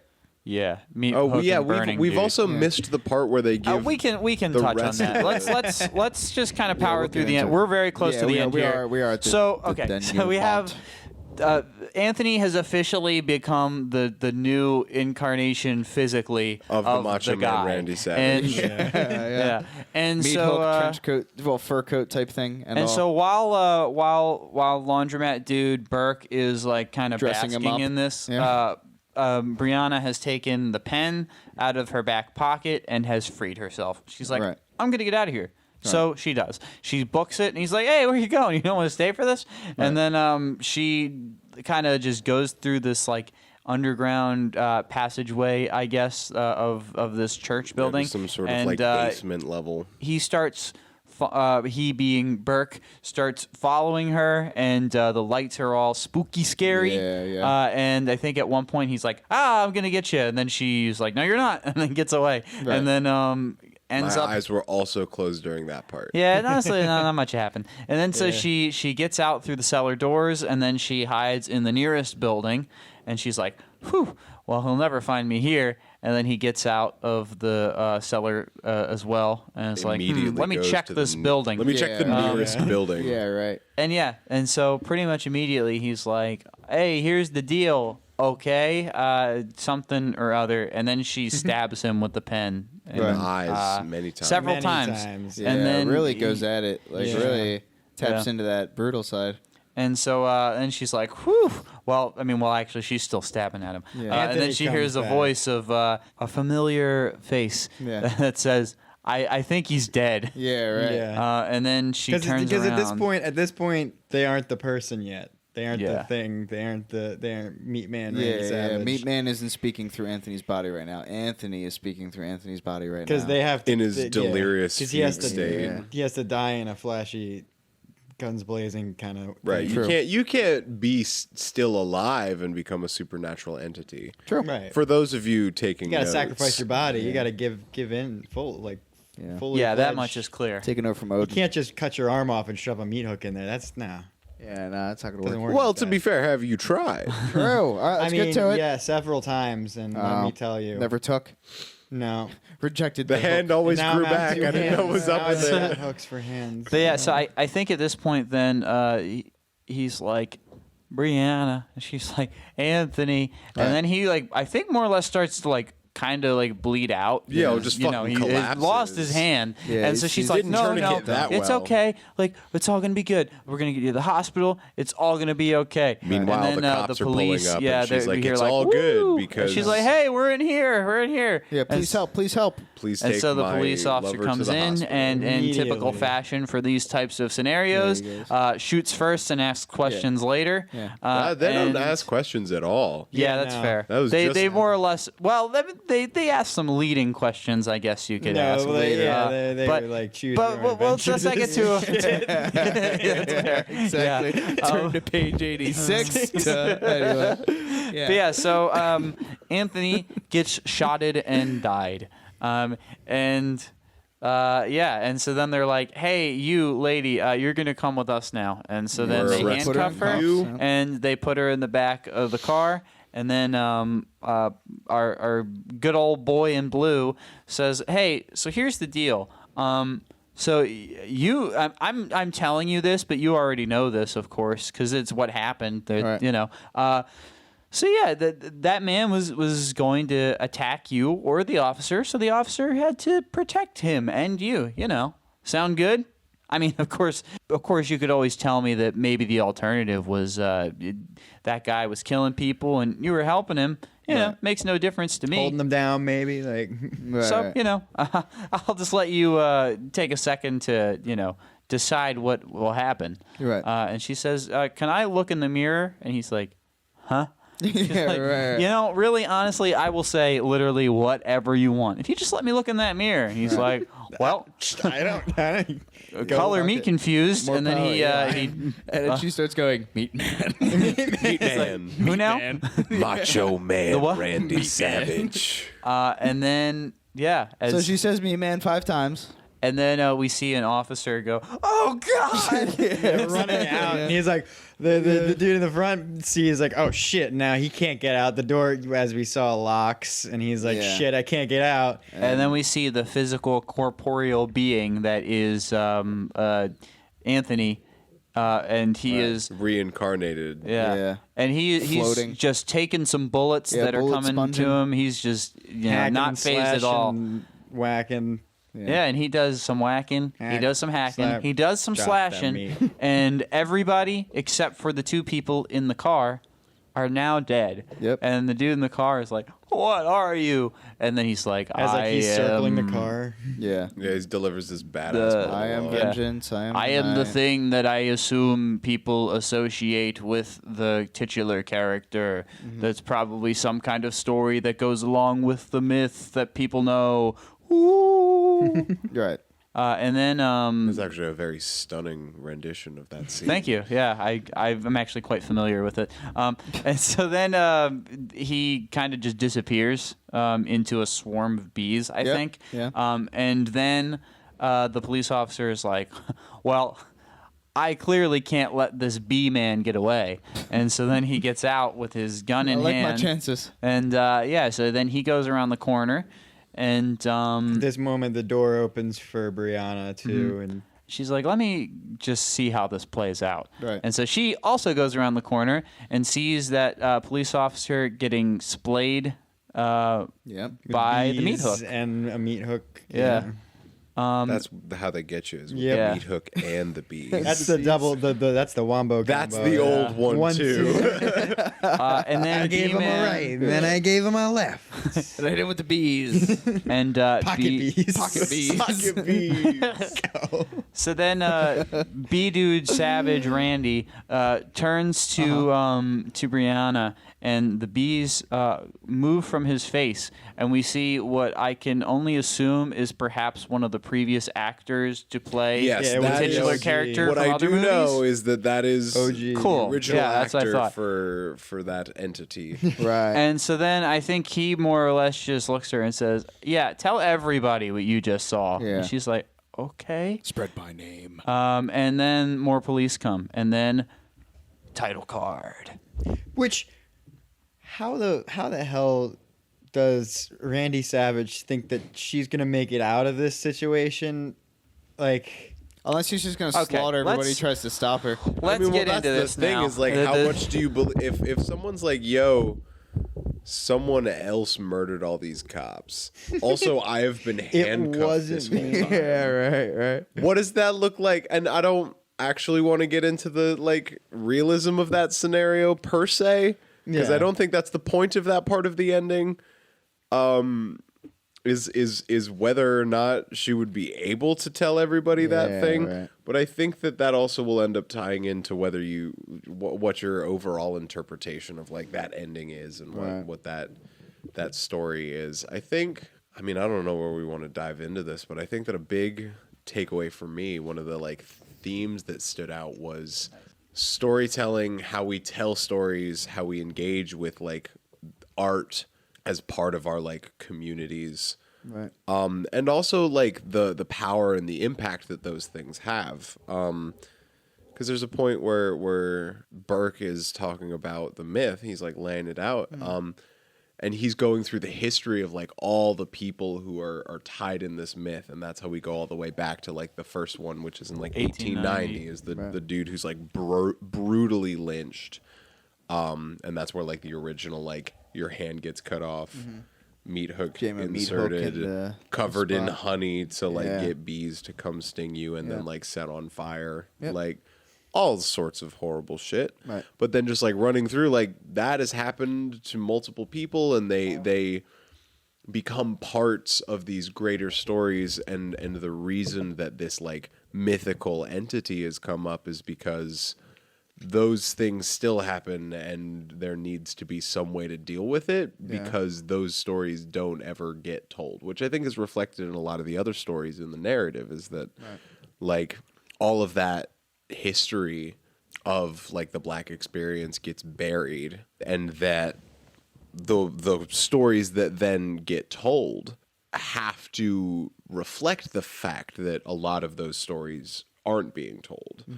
But also there are many other spots where you're engaging with like storytelling, like the art gallery and how the art critic and Clive are both depicted as just really shitty people who are like, I am a curator of art, but also is like, but you don't care about like people or the humanity of this. You care about like your clout, for lack of a better term. Yeah, no, that's exactly what I was. Because I think an important thing is that it's like when it's advantageous for them to be like, you know, the Black experience. Tell me about it. Like when it's profitable in some sense, they're like, come on, like let's hear it. But otherwise, they're like, this again. Well, yeah, exactly. That's what's really striking the most about it is like they can afford to say, oh, well, that angle's played out, and then the people who live it go, oh, is it played out? Oh, is that played out? Oh, have we talked about that a bit too much? Have we? I didn't realize. Have we poked sorry. that one? Yeah, it's crazy how it hasn't been addressed yet, huh? Since it's so played out. Right. Since it's not even worth talking about anymore because we've heard all that before. It's no longer interesting to have that brought up. Yeah. But it's nonetheless relevant. it still has. But and it's that point of like when, oh, is it played out? Is it? Oh, okay. Sure. And if your lens is like, okay, but what is and isn't happening is the art and the stories I'm engaging with, then it's like, yeah, well, if I've seen this painting with this meaning and this painting with this meaning, as opposed to like actually tangibly approaching the experiences that exist from behind that. Right. And it's like, you know, it's like someone being like, oh, well, we've got enough rap music about living in the hood. Right.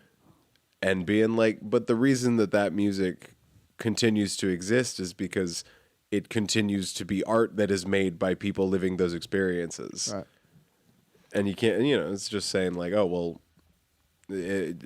how are you going to argue that there's a point where like there is too much documentation of a certain experience? Right. It runs into the problem that it's not interesting anymore, but the only reason it's not interesting anymore is because it clearly doesn't affect your life in any meaningful way. Right. So, like, the only reason you know about it is because you've taken an interest in the story that you don't experience. So, of course, it's just an interest piece to you, and your engagement with it is a matter of how compelling the story the person trying to call your attention to and it you have is. the liberty to engage with it or not engage with it. Yeah, exactly. It can either bore you or entertain you. Speaking but either way, of, it's a story. Entertaining. I realized that we forgot to mention a thing that's not super heavy on the plot, so it's not going to be too much of a problem for anybody who was trying to hear that. I hope the scene I'm thinking about is not the scene you're about to introduce as entertaining. Because it was entertaining, but like, let's say this belies a bit of your subconscious, doesn't it, Nate? You monster. Did I not say in Halloween 2 explicitly that I want to kill teenagers, Mike? You monster. Fuck, I forgot. You monster. All right, God. You know what scene wasn't really pivotal to the plot, but boy, did I enjoy it. Boy, did I enjoy it. I also But yeah, did so enjoy that, that was excellently shot. the young lady- Yeah, it was that. brilliant. It was really enjoyable. The young lady who was in the art gallery and was taking selfies, and her mom was like, "We can go now." She I forgot about goes that to the scene. She then gets all of her friends in the bathroom, and she's first off, the way this gets introduced real quick is Brianna and Troy are talking about how like Brianna and Troy's like, you can stay here, but do not do that creepy ass ritual. And Brianna's like, who in the fuck would do such a cheesy lame thing as doing that fucking ritual? And you're like, who would even do that? And then we immediately cut to like the teenage girl going into like the bathroom with all her friends. Just like, hey guys, you want to do a thing? Yeah, right, exactly. Which also just, I will say I was very confused as to what was going on with the lipstick in the mirror thing. Is that something that happens? Do. I think they're just like rebel without a cause. I mean, that whole bit read to me as like someone was like, "All right, writer's room. What do high school aged girls do in the bathroom?" Being like, kiss mirrors. Yeah, I mean, have anyone else just kiss in the mirror in the bathroom? I'd have to run that past all the women in my life. Definitely not anymore. Fair. Yeah, certainly not since my high school days. I was gonna say with the pandemic. Yeah, with the pandemic, I ain't about to be like With the Pangea. I ain't about to do mouth to mouth with any kind of surface. Those days are behind me. All right. Yeah, but anyway, yeah. So the girl gets 4 or 5 of her closest friends, and they all say the thing 5 times. Right. And they pay the price. Right. They also pick on that kid too. Yeah, exactly. Yeah, they do. Yeah. Yeah. There's also like a black girl comes in the bathroom and like goes to the stall, and I don't know what the fuck their deal is. They don't just like think she's explicitly weird. say anything about like, haha, you're black, so we're gonna pick on you. Yeah. But either way, they pick on this girl, and she does happen to be black. It is worth noting that all of the other people are white too. Yes. Like that Which is. she also had a sick bad brains patch that I noticed. She did, And I was yeah. like, yes. Yeah. So like and I don't know. It's interesting because like I feel like a lot of the narrative story is meant to paint like Meat Man as like a source of like black vengeance, right? Mm-hmm. But there is that scene where like the two like the child and his 2 sisters, you know, are in the bathroom, and he's like, I'm not a coward, let me do like the bit with you. Yeah. And those are 2 very like, you know, innocent, I assume innocent, like black children doing like a little like ritual thing, and then they get needlessly slaughtered. So I'm curious about that angle, because the rest of it is very much like, you know, like what would you call it? Affluent white people with no real problems getting like no, you're true. meat murdered. Well, okay, so let's get into this. So we talked about the murder scene, that whatever. that you unabashedly loved. Yes, I did. I will take that. There was there was You a reveled shot in? with like there was You were making really weird mini pleasure mirror. noises in the Yes, theater. yes. It's very strange. I was doing the finger thing. Good. You actually managed to sneak a pure white cat into the theater to sit on your arm. I also filmed it so I could watch it at my leisure. Absolutely. Anyway, so let's talk about Burke's relationship with the dude. Right. Yeah. So what are our interpretations here? Because I will say that the way I interpret it is that, assuming, and again, we already have kind of said that Burke himself is probably not one that we can necessarily consider to be a 100% like reliable narrative or narrator rather. But let's assume that what he said in his initial recounting of the whole origin story of the man is true to some extent, where Sherman was beat to death after Burke accidentally, after like screaming, alerted the police to where he was hiding. Right. So Burke feels that he bears some kind of or not even necessarily feels, but Burke is at least somewhat to blame for that. And so when he is doing, or when he's trying to get in on the ritual action, while his sister or whoever that is in the bathroom. Right. So ritual happens, the people in the bathroom die, and then the door opens ever so slightly for Burke to look in and see the familiar face of Sherman, now the titular character, looking at him. And I think, does he do like a little shush, or what does he do? He smiles. He does that. he like smiles. There's definitely like a recognition there, and if I recall correctly, Burke kind of reciprocates with a nod of like understanding almost, or So I think that to me, that kind of was like the moment where it was like, oh, like through causing your death and the start of your involvement in this cycle, Right.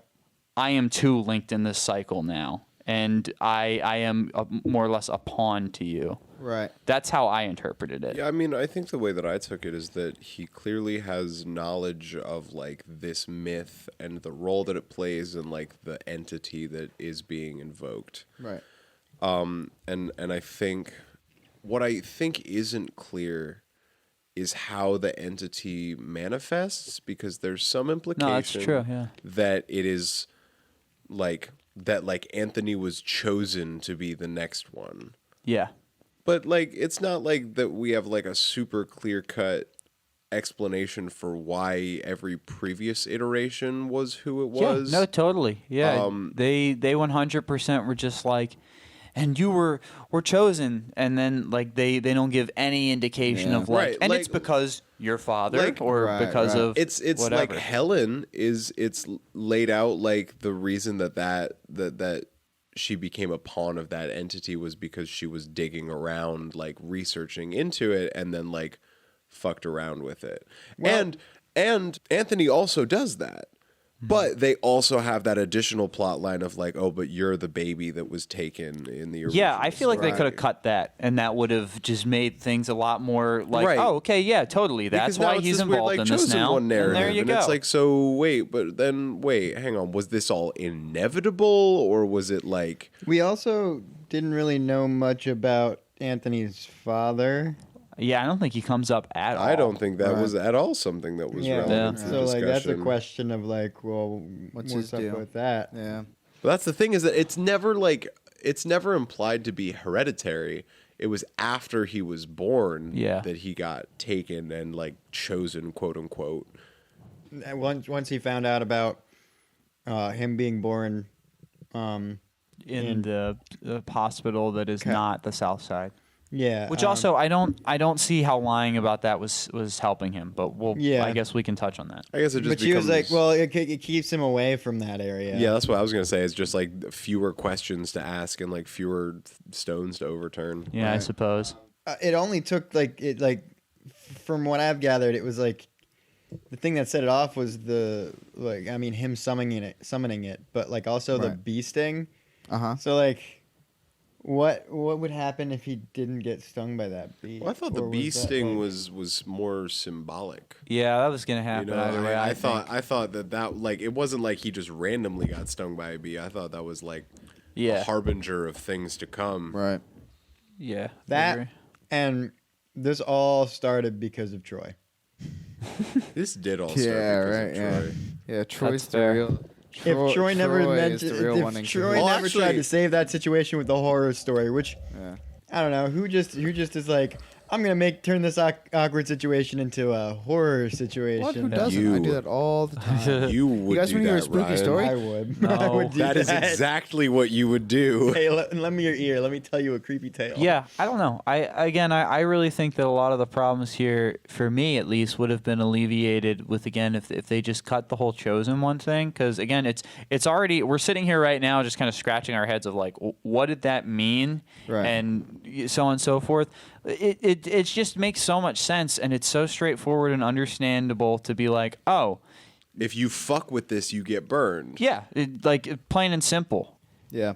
Yeah, I think that that was unnecessarily complicated, and again, it also then leads to like the ending where Burke is like more or less making him the dude. Right. Like,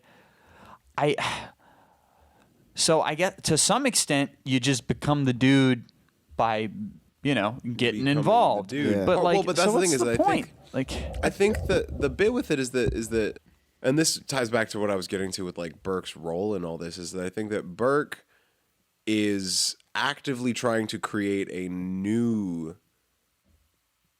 God, I almost said it again. A new manifestation of the entity, and that's part of why.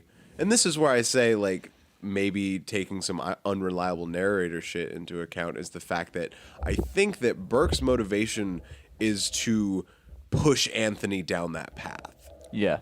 Real quick, it seems to me that a really important part of this is like evoking the name, because like like Burke brings that up a lot in his like little speech at the end, where he's like evoking the name. He's like, say his name type of thing. And it seems like part of that is like overwriting Anthony's personality and making sure that like he's adequately possessed by it. By keeping that name alive, it keeps that kind of entity active. Well, and I think that.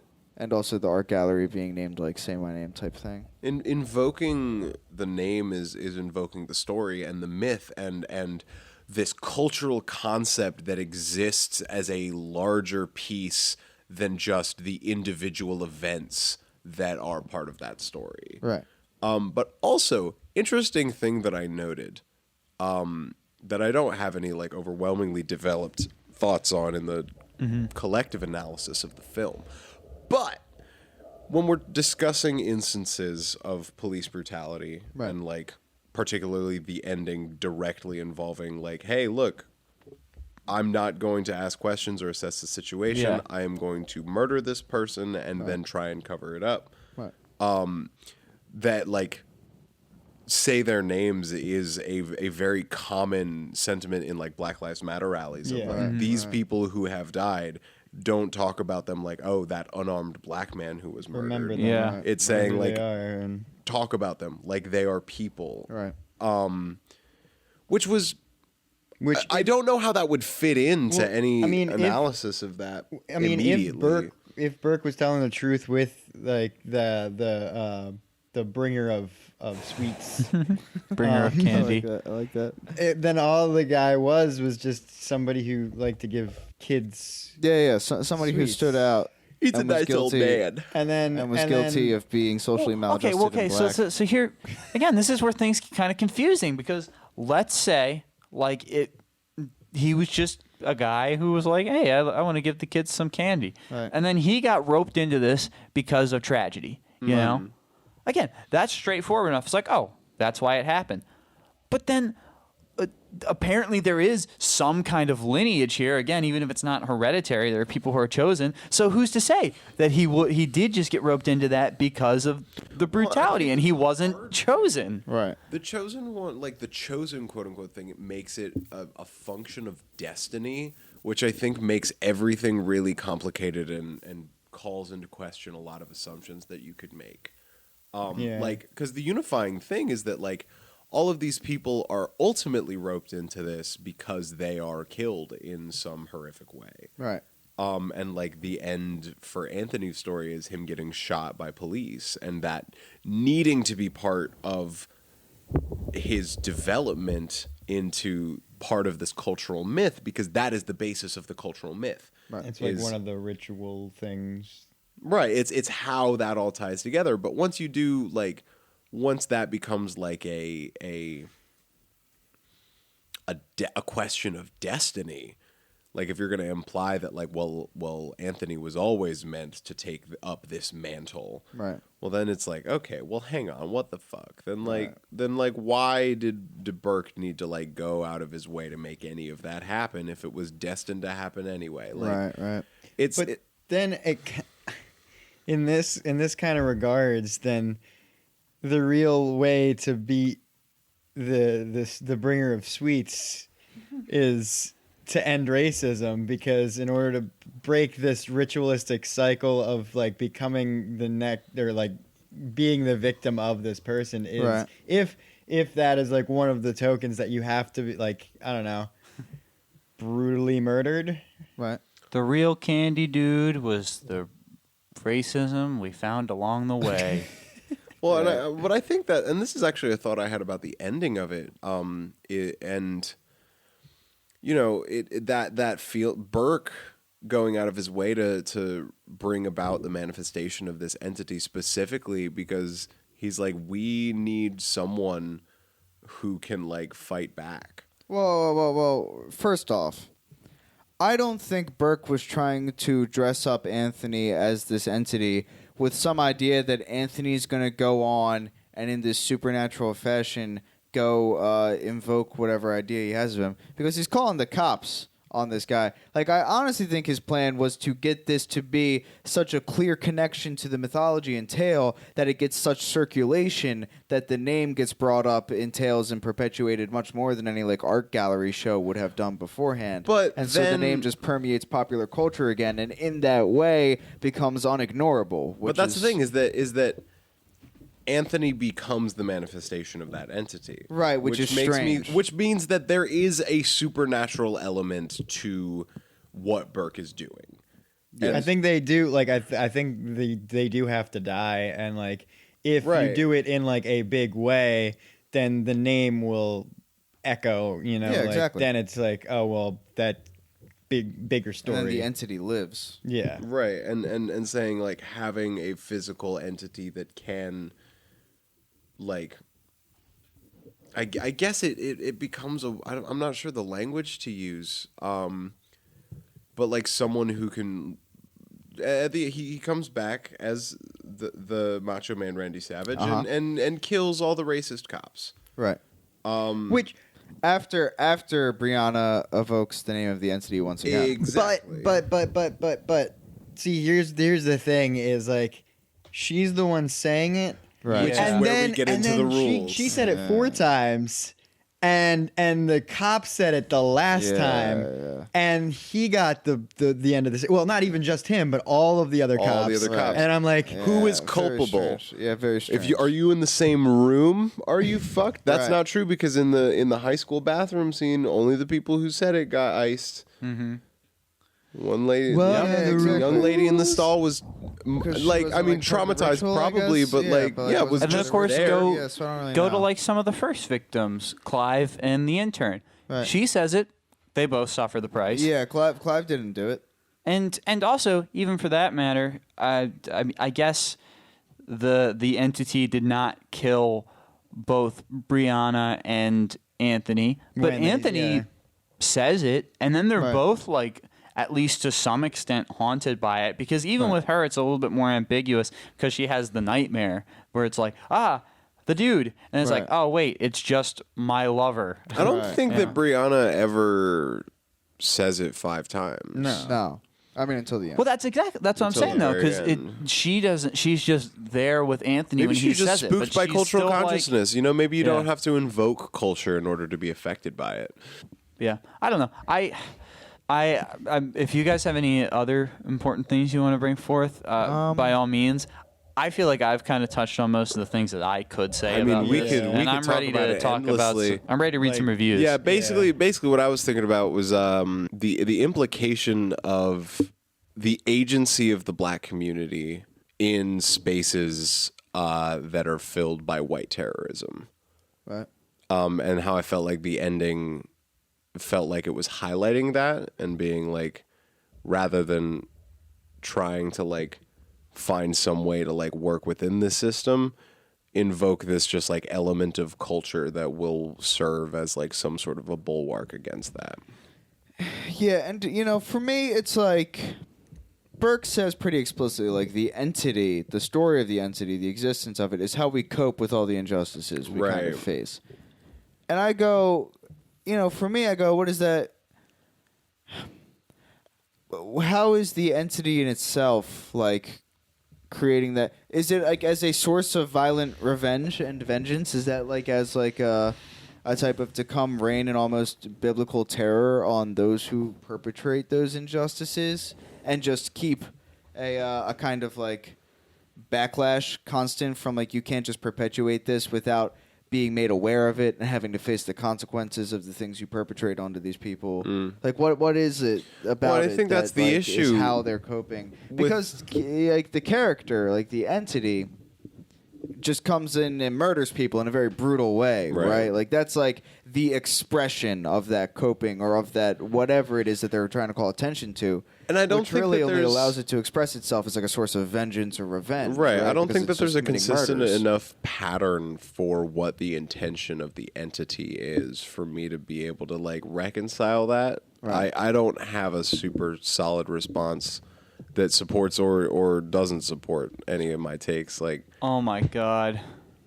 Huh. How are we going to read reviews? They say the thing so many times. Oh, well, we'll just substitute. Just Say the because they're Macho Man ignorant Randy and probably Savage. dead at this point in time Ted. doesn't mean we have to be. That's fair. Does it count if you write it? Fine questions. It probably doesn't because it's written out 5 times on the artist statement at the gallery. Yeah, you're right. Now, what if you put that up to a mirror? Huh? Yeah. What if you question. get text to speech to do it? Put Yeah. two- Then does your phone get? He's just like, you put a recording on loop and 2 mirrors pointing at each other. now you have to kill yourself. It's like 2 hooks just going at it. Yeah. Oh my god. I like to think that the dude just sometimes he just doesn't feel like it. Yeah. Like, he's like, it's "Eh." like, whatever. Yeah, I mean, I've I'm killed assuming- so many people. Yeah, tonight, if like, you're fine, if you're so one of those you like can say it. say the name this many times into a mirror, that's definitely like done the that. oldest party trick in the book. Yeah, Biggie Smalls. Biggie Smalls. Biggie Smalls. Yeah, actually, I had never heard of the thing being the guy from this movie Right. until somewhat recently. I remember growing up hearing a very similar thing with Bloody, Bloody Mary. Mary. Yeah, Yeah, Bloody that was Mary. That's yeah. what I had heard. That was And, the original, I think. Yeah, I don't know. But I don't anyway, know. I remember some cousins told me that when Yeah. I was young, and at some I've definitely point, done it. Yeah, at some point I did it, Oh, yeah, and then I've was done it. terrified that I would then die. Yeah, right. But I remember at one point after having done it and being convinced that I was going to die, Right.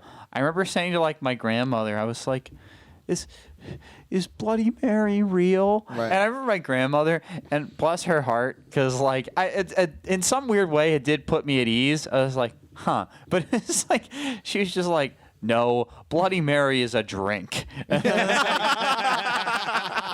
And I just remember even like as like probably like an 8-year-old or whatever I was being like, huh, like that's not really like the answer I was looking for, but strangely I do feel I relieved. feel less like I'm gonna die now. If you The you refreshing say beverage appears. you say Bloody Mary into the mirror absolutely 3 love that. times and then you get a Bloody Mary. Damn. That'd be killer. Crack the code. I could go for a Bloody Mary. It's always just being like, can we watch a Shirley Temple movie? You idiot. Shirley Temple is a drink. Yeah. Anyway, I love that. Anyway, are we ready to read some reviews? Yeah, read me I some will. reviews. Well, anyway, I guess I'll start with reading this 1-star review from Archie McDonald. Oh, good. Archie, our boy Archie. I have to read this verbatim, and this is going to be especially hard to do with subbing the name of the movie, but I'll Right. do my best here. So, Just be consistent with what you sub it with. yes, I'll do Candy Dude. That's pretty easy. Why I love the original Candy Dude, because it made me fear to never ever saying his name in the mirror. He was my boogeyman in one of the best African American horror movies alongside Get Out and Us. The Candy Dude 2021 made me realize that it not about horror or the story behind Candy Dude persona. It about racism and police brutality. Yeah, that right, racism. I've seen a lot of movies about African American history and the struggles of white supremacists in the past. That's not the way to phrase that, my guy. We do gotta worry about the white supremacist struggles. the difficulty of being a white supremacist. And I'm at the point where it's getting really old fast.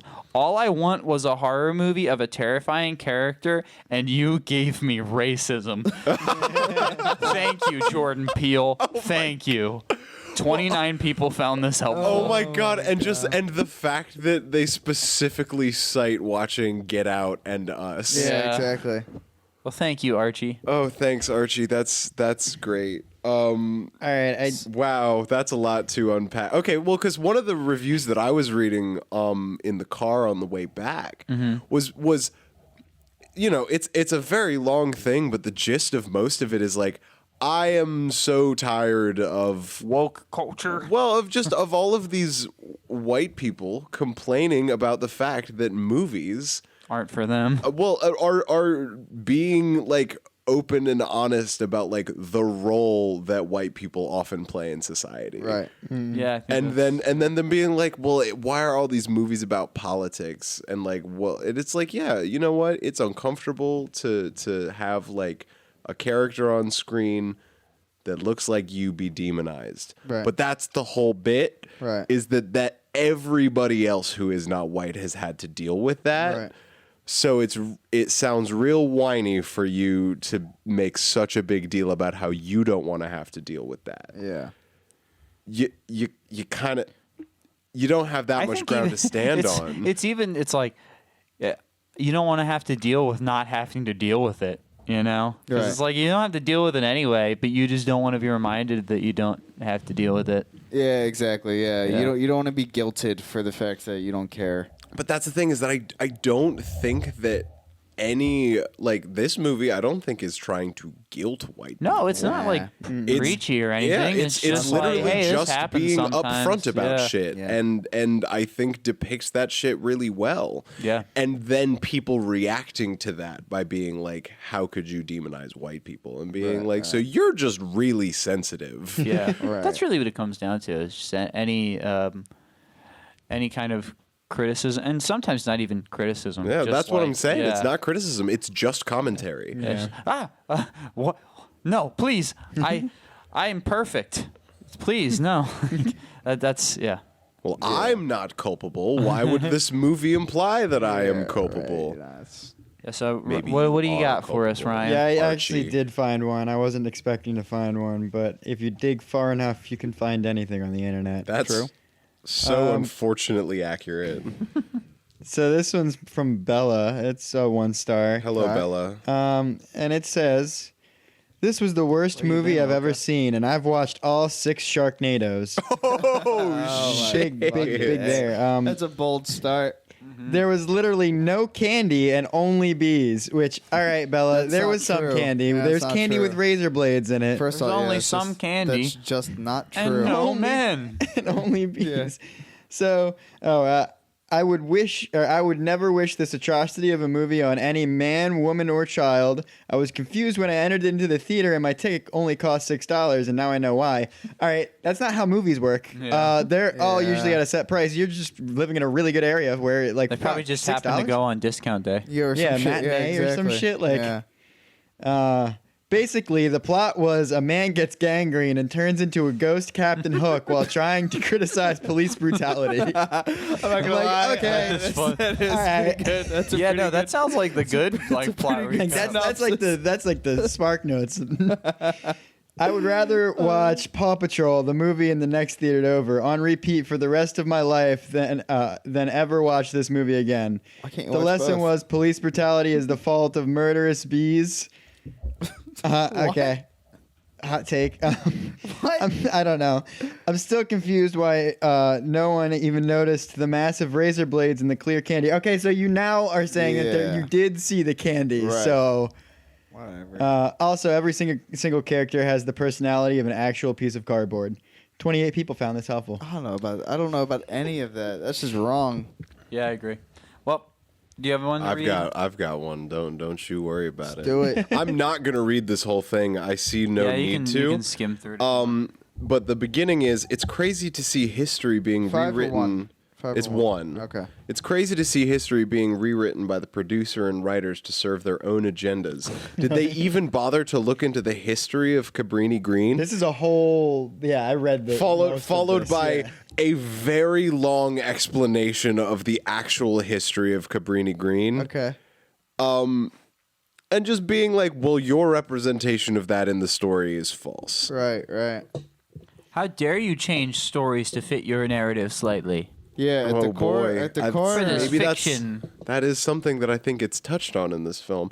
My issue with finding a 5-star review is the fact that all of them are just there's nothing like it's all just like well thought out. Like okay, word, no, yeah, it's hard to find good yeah. 5 stars. It It just has to be people who acknowledges like that the the movie a film was little bit well too made. much. right. Well, no and- one's or if it's like a really bad movie and people are like trying to defend it. As Or if a people just good don't know how to movie. type or spell. Those are fun too. Right. Oh yeah. Like, Well, I mean, like, Yeah, I mean, like, look, this is a 5-star review that's just gonna say like the film was done well, and I'm just gonna read it out. But it points out one point that I think is unfortunately proving more salient than I thought it might. Okay, here we are. Mina, 5 stars, says, again, Jordan Peele with co-screenplay writers Nia DaCosta, who also directed the film, and Win Rosenfeld brought to screen a beautifully tragic movie that leaves you with chills and contemplation. Incredible actors brought the words to life, and masterful cinematography made you feel as if you were right there in the room. All of the, quote, 1-star, quote, critics are probably the ones that would have said his name 5 times in the mirror and then later asked, why are they being killed? Or they're part of the long-standing systemic and institutional racism that African Americans have endured in the past and continue to endure to this present day. Go and watch it. It will not disappoint. And at first I thought that ending paragraph and the last point specifically seem a bit, maybe assumptive, you know, maybe a bit preachy. But after hearing some of the 1-star reviews that you've just curated here, I thought, oh, wait a minute. Oh, fuck. It's kind of a point. I found a hell of a 2-star review. Save for the Briar Green historian. Right. What? There's social commentary in my horror? Yeah, right. Who put that in there? Yeah, I feel like that's the best horror. Found a very interesting 2-star review. It opens with, I'm in the midst of watching it whilst looking at these reviews. That's always a good start. And all I can say is they're only talking about the cinematography being pretty and how great the acting is, then there isn't anything else good about this movie. This isn't even an original, which I saw someone trying to convince. This is just a political remake of an amazing story. Peele can make a hell of a story and write some amazing things. Just keep that guy away from stories already done. Really, watching this movie just makes me want to watch the old OG. Even how he died in this movie just doesn't compel a spark of an urban legend. If you must watch it, then wait till it's out cheaper or pirate it. Don't keep funding these people who ruin OG stories with activism. If we can go another year without some studio remaking a beloved movie, then that would be enough. Which was like, you started out with an interesting take. Yeah. Of I am writing this review while I am currently watching the film. And then being like, everyone who says this movie is amazing is talking about the same shit, and I don't think that that's enough. And then being like, it's a little aggravating that studios just constantly remake shit. That is annoying. I think that's fair. We talked about that in the car. Yeah, that's I know a take you have, Ryan. I didn't feel it as much with this movie because, as we established, I have not seen the original, so I'm coming at this as its own thing. Not either. But, even if it didn't feel soulless, which is like my problem with most like remakes, as it were. Like it feels like it had vision and but purpose. It's like right at the end, you slip in the comment about how the issue is politics and activism, which is like okay, now we've gotten enough. We gotten a lot of that. Horror. What were you saying, Ryan? What? What were you saying? Nothing. Never mind. Just complaining about how there's all this social commentary, all these liberals coming in here. Yeah. Their fucking how do you do's and your jigama-whatsits. Yeah. You definitely can't call them that anymore. Yeah, that one's out. All right. Well, unless anyone's got a pressing review to. Yeah, I think it might be rating time. Our own ratings. Let's give that rating. Who wants to start? Anybody I'll in particular? start. Alrighty. Look, maybe I'm just a contextless hack. You are. I never watched no other Candy-related movies. Yeah, is the plural of men being men? Is that if I put candy? I don't want to chance it. Yeah, don't risk it. Better safe than sorry. That's fair. All right, we're so close to the end. It's best we don't blow this. Yeah. And I mean, we've come so far. I know. We've done really good. True. We've done so We've well. Stuck to it very well, as is evident in this podcast that listeners are hearing right now. Of course. But the extended cut listeners know they'll know that we were really got it perfectly. That it went smoothly. Yeah, exactly. The tally is in fact at 4. And I would like to say, not that this is really relevant, but regardless what version you're listening to, extended or otherwise, you'll notice my record speaks for itself while not uttering the name of those who should not be uttered. Yeah, I mean, I guess if we're gonna we could split hairs about rules if we're gonna here tally that up don't transgressions hairs all day, thank you. champion of splitting hairs. Mike will split Podcast hairs so mainstay. long as he can That's use why they it to pay me the claim big bucks. honor and victory. Free. Anyway, so yeah, maybe I'm just a hack because I've never seen any of the other films of this titular character. Yeah, back that when does they make were, you a hack. original. Fair. Ryan, shut Fair. up. I'm the But I only one enjoyed who this isn't a film hack. immensely. You know, I don't think I've seen anybody bring this up in their 5-star reviews. You know, and I don't know if we'll see what I rated at the end of the day. But I have liked it. And when people who liked this film, when they talk about it, what I haven't seen them mention is that the dialogue was really well delivered and the cinematography was really nice. Yeah. So with that in mind, I'm going to rate it out of. And I think that just speaks for itself. Yeah, I think it does. Yeah, sounds about right. Alrighty. I really like that you mentioned, because obviously, as we all have kind of talked about, the cinematography was beautiful. Yeah. Very well and put like, together. no one's talking about it. No, very true. I Yeah, know. like we talked about it like a lot. I think before the podcast think, really started. we but were- I think we were all very much on the same page of that. Oh, But a point also- I didn't bring up that I really do want to bring up is that, like, after the summoning, like, a lot of the moments where we see Anthony's emotional character moments are shot through mirrors. Yeah, like, no, it's like a lot, very- like his mother, when his lot of mother's leaving, care when and he's thought shutting went into Brianna out of the stuff, bathroom, yeah. like, all of that is shot through the mirror, almost to imply that, like, Anthony is now in that other dimension. Yeah. I mean, they And, did a like, lot the of trick entity shots is with now those- in with those Anthony's mirrors. real world body. So Yeah. we only see Anthony through that portal where it's the reflection, because that's the only place that Anthony really comes out anymore. But Because yeah, Anthony in the real world is pretty much now the entity. I really like that you That was really mentioned. powerful. I like that you mentioned the dialogue though, because that, as somebody who watches movies a lot, Yeah, tell me about it. one thing that I hate in almost every movie I see is the dialogue. It is very hard for me to watch a movie and feel like I'm not listening to somebody read off a script. But I do have to say Sounds that this natural. was not. Yeah, it was very well done. Anyway, yeah. Yeah, I mean, I don't know what points I would lay out before giving any kind of a rating. I really, really liked the movie, which I wasn't expecting to, because I didn't have any idea what I was getting into. I knew like some of the people who had like hands in making it, but in general, I'm going into this. Like on the drive up, I'm sitting there being like, I hate horror movies. I don't like scary movies. Right. Why am I doing this? And then, I spent the money on a movie ticket for something that I kind of anticipated not enjoying. Right. And then enjoyed it immensely. Right. Not because of the scary parts per se. Right, of course. But because there is a lot to dig into Yeah, it was besides just a the very one well-written time movie. there was Depth. a big scary noise. Yeah, I don't know. I was quite fond of the film. I feel like I would give it Contract the rainbow. out of Taste the rainbow. I like this movie a lot too. It was. I was looking forward to seeing this because we've been talking about seeing it for quite some time, but I didn't really have a whole lot of interest in seeing it outside of that. So I was very pleasantly surprised in that. I didn't have a whole lot of context or expectation going forward. As a matter of fact, I thought this movie came out a long time ago because I think in the little bit of reading that I did, I think this was originally slated to come out like right at the start of the pandemic. So I probably was seeing trailers for it like 2 years ago or so at this point. Right. And then it just got delayed. So that maybe explains some of that to me. But this had been completely off of my radar because of that. Right.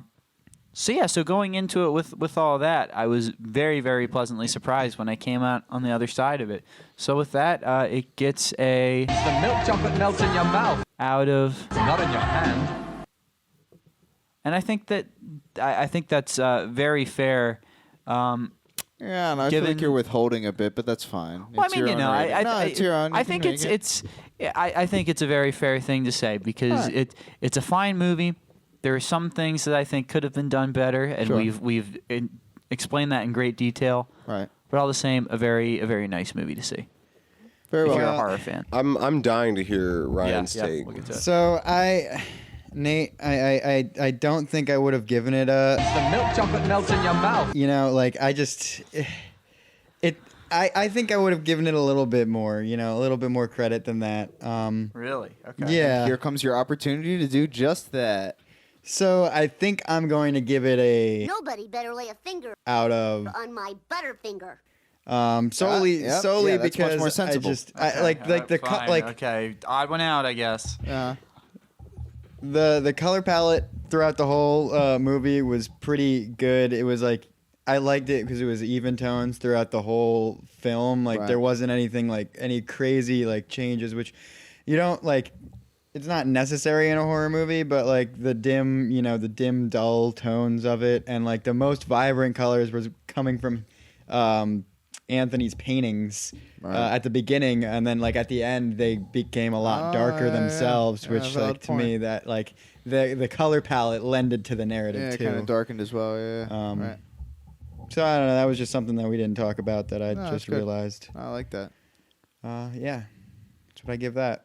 That's fair. Yeah. I mean, I think it's a good movie. There's not a whole lot to be said other than that. Again, it has its flaws, but I mean, when you're adapting something like this, which is a continuation on a franchise that has been going on for quite some time, apparently, or at least Well, I thought has there was several one. installments. I thought there was one movie. No, I looked I into it. There were at yeah, least there's- 3 yeah, other yeah, movies. Dang, And all right, to well, be fair, it has been, I think, like almost 20 years since the last one came out. So to say that it's a long-going franchise, but still, to pick up 20 years later from something that had been,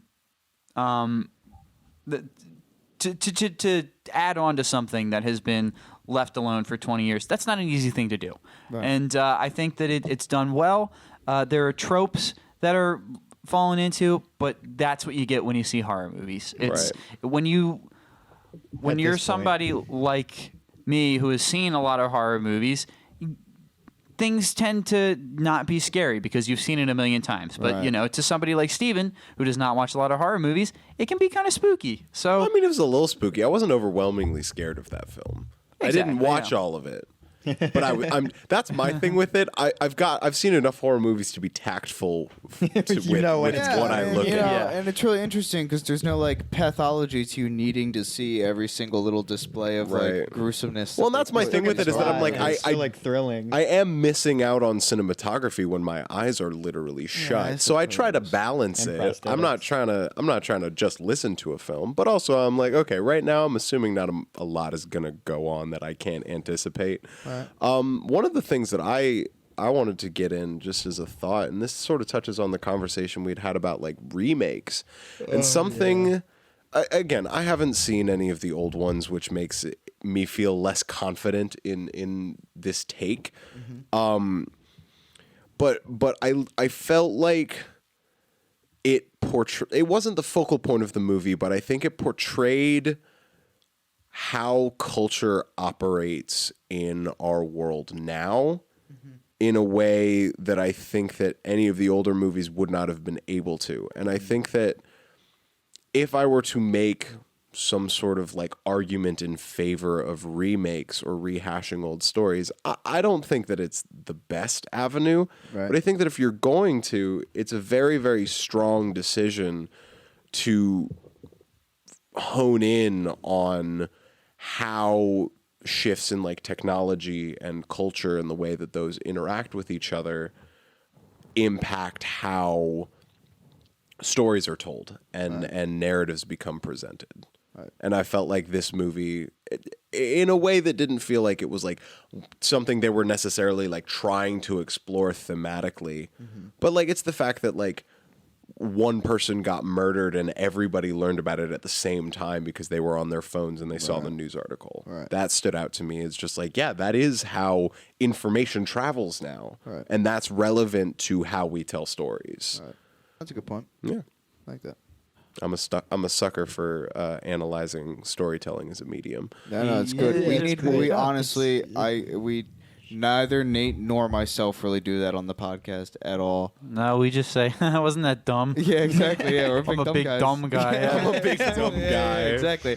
So it's really interesting because you bring a bend that I think is what most movie podcasts are supposed to be about, which is like suppose. that kind of. Yeah, I, Hear me I out, enjoy but it. hear me I out. like it whenever we have people who do that thing on here. Let no one in this room forget that of all of us, I am the biggest and the dumbest. Oh, I'm pretty fucking stupid, buddy. Okay. All right. Yeah, it was- All right, it was pretty Buckaroo. refreshing. We tend to just rattle on and be silly and stuff. So I have to say that of all the movies that I thought that we'd be doing some really deep analysis of, Candyman was probably Oh no!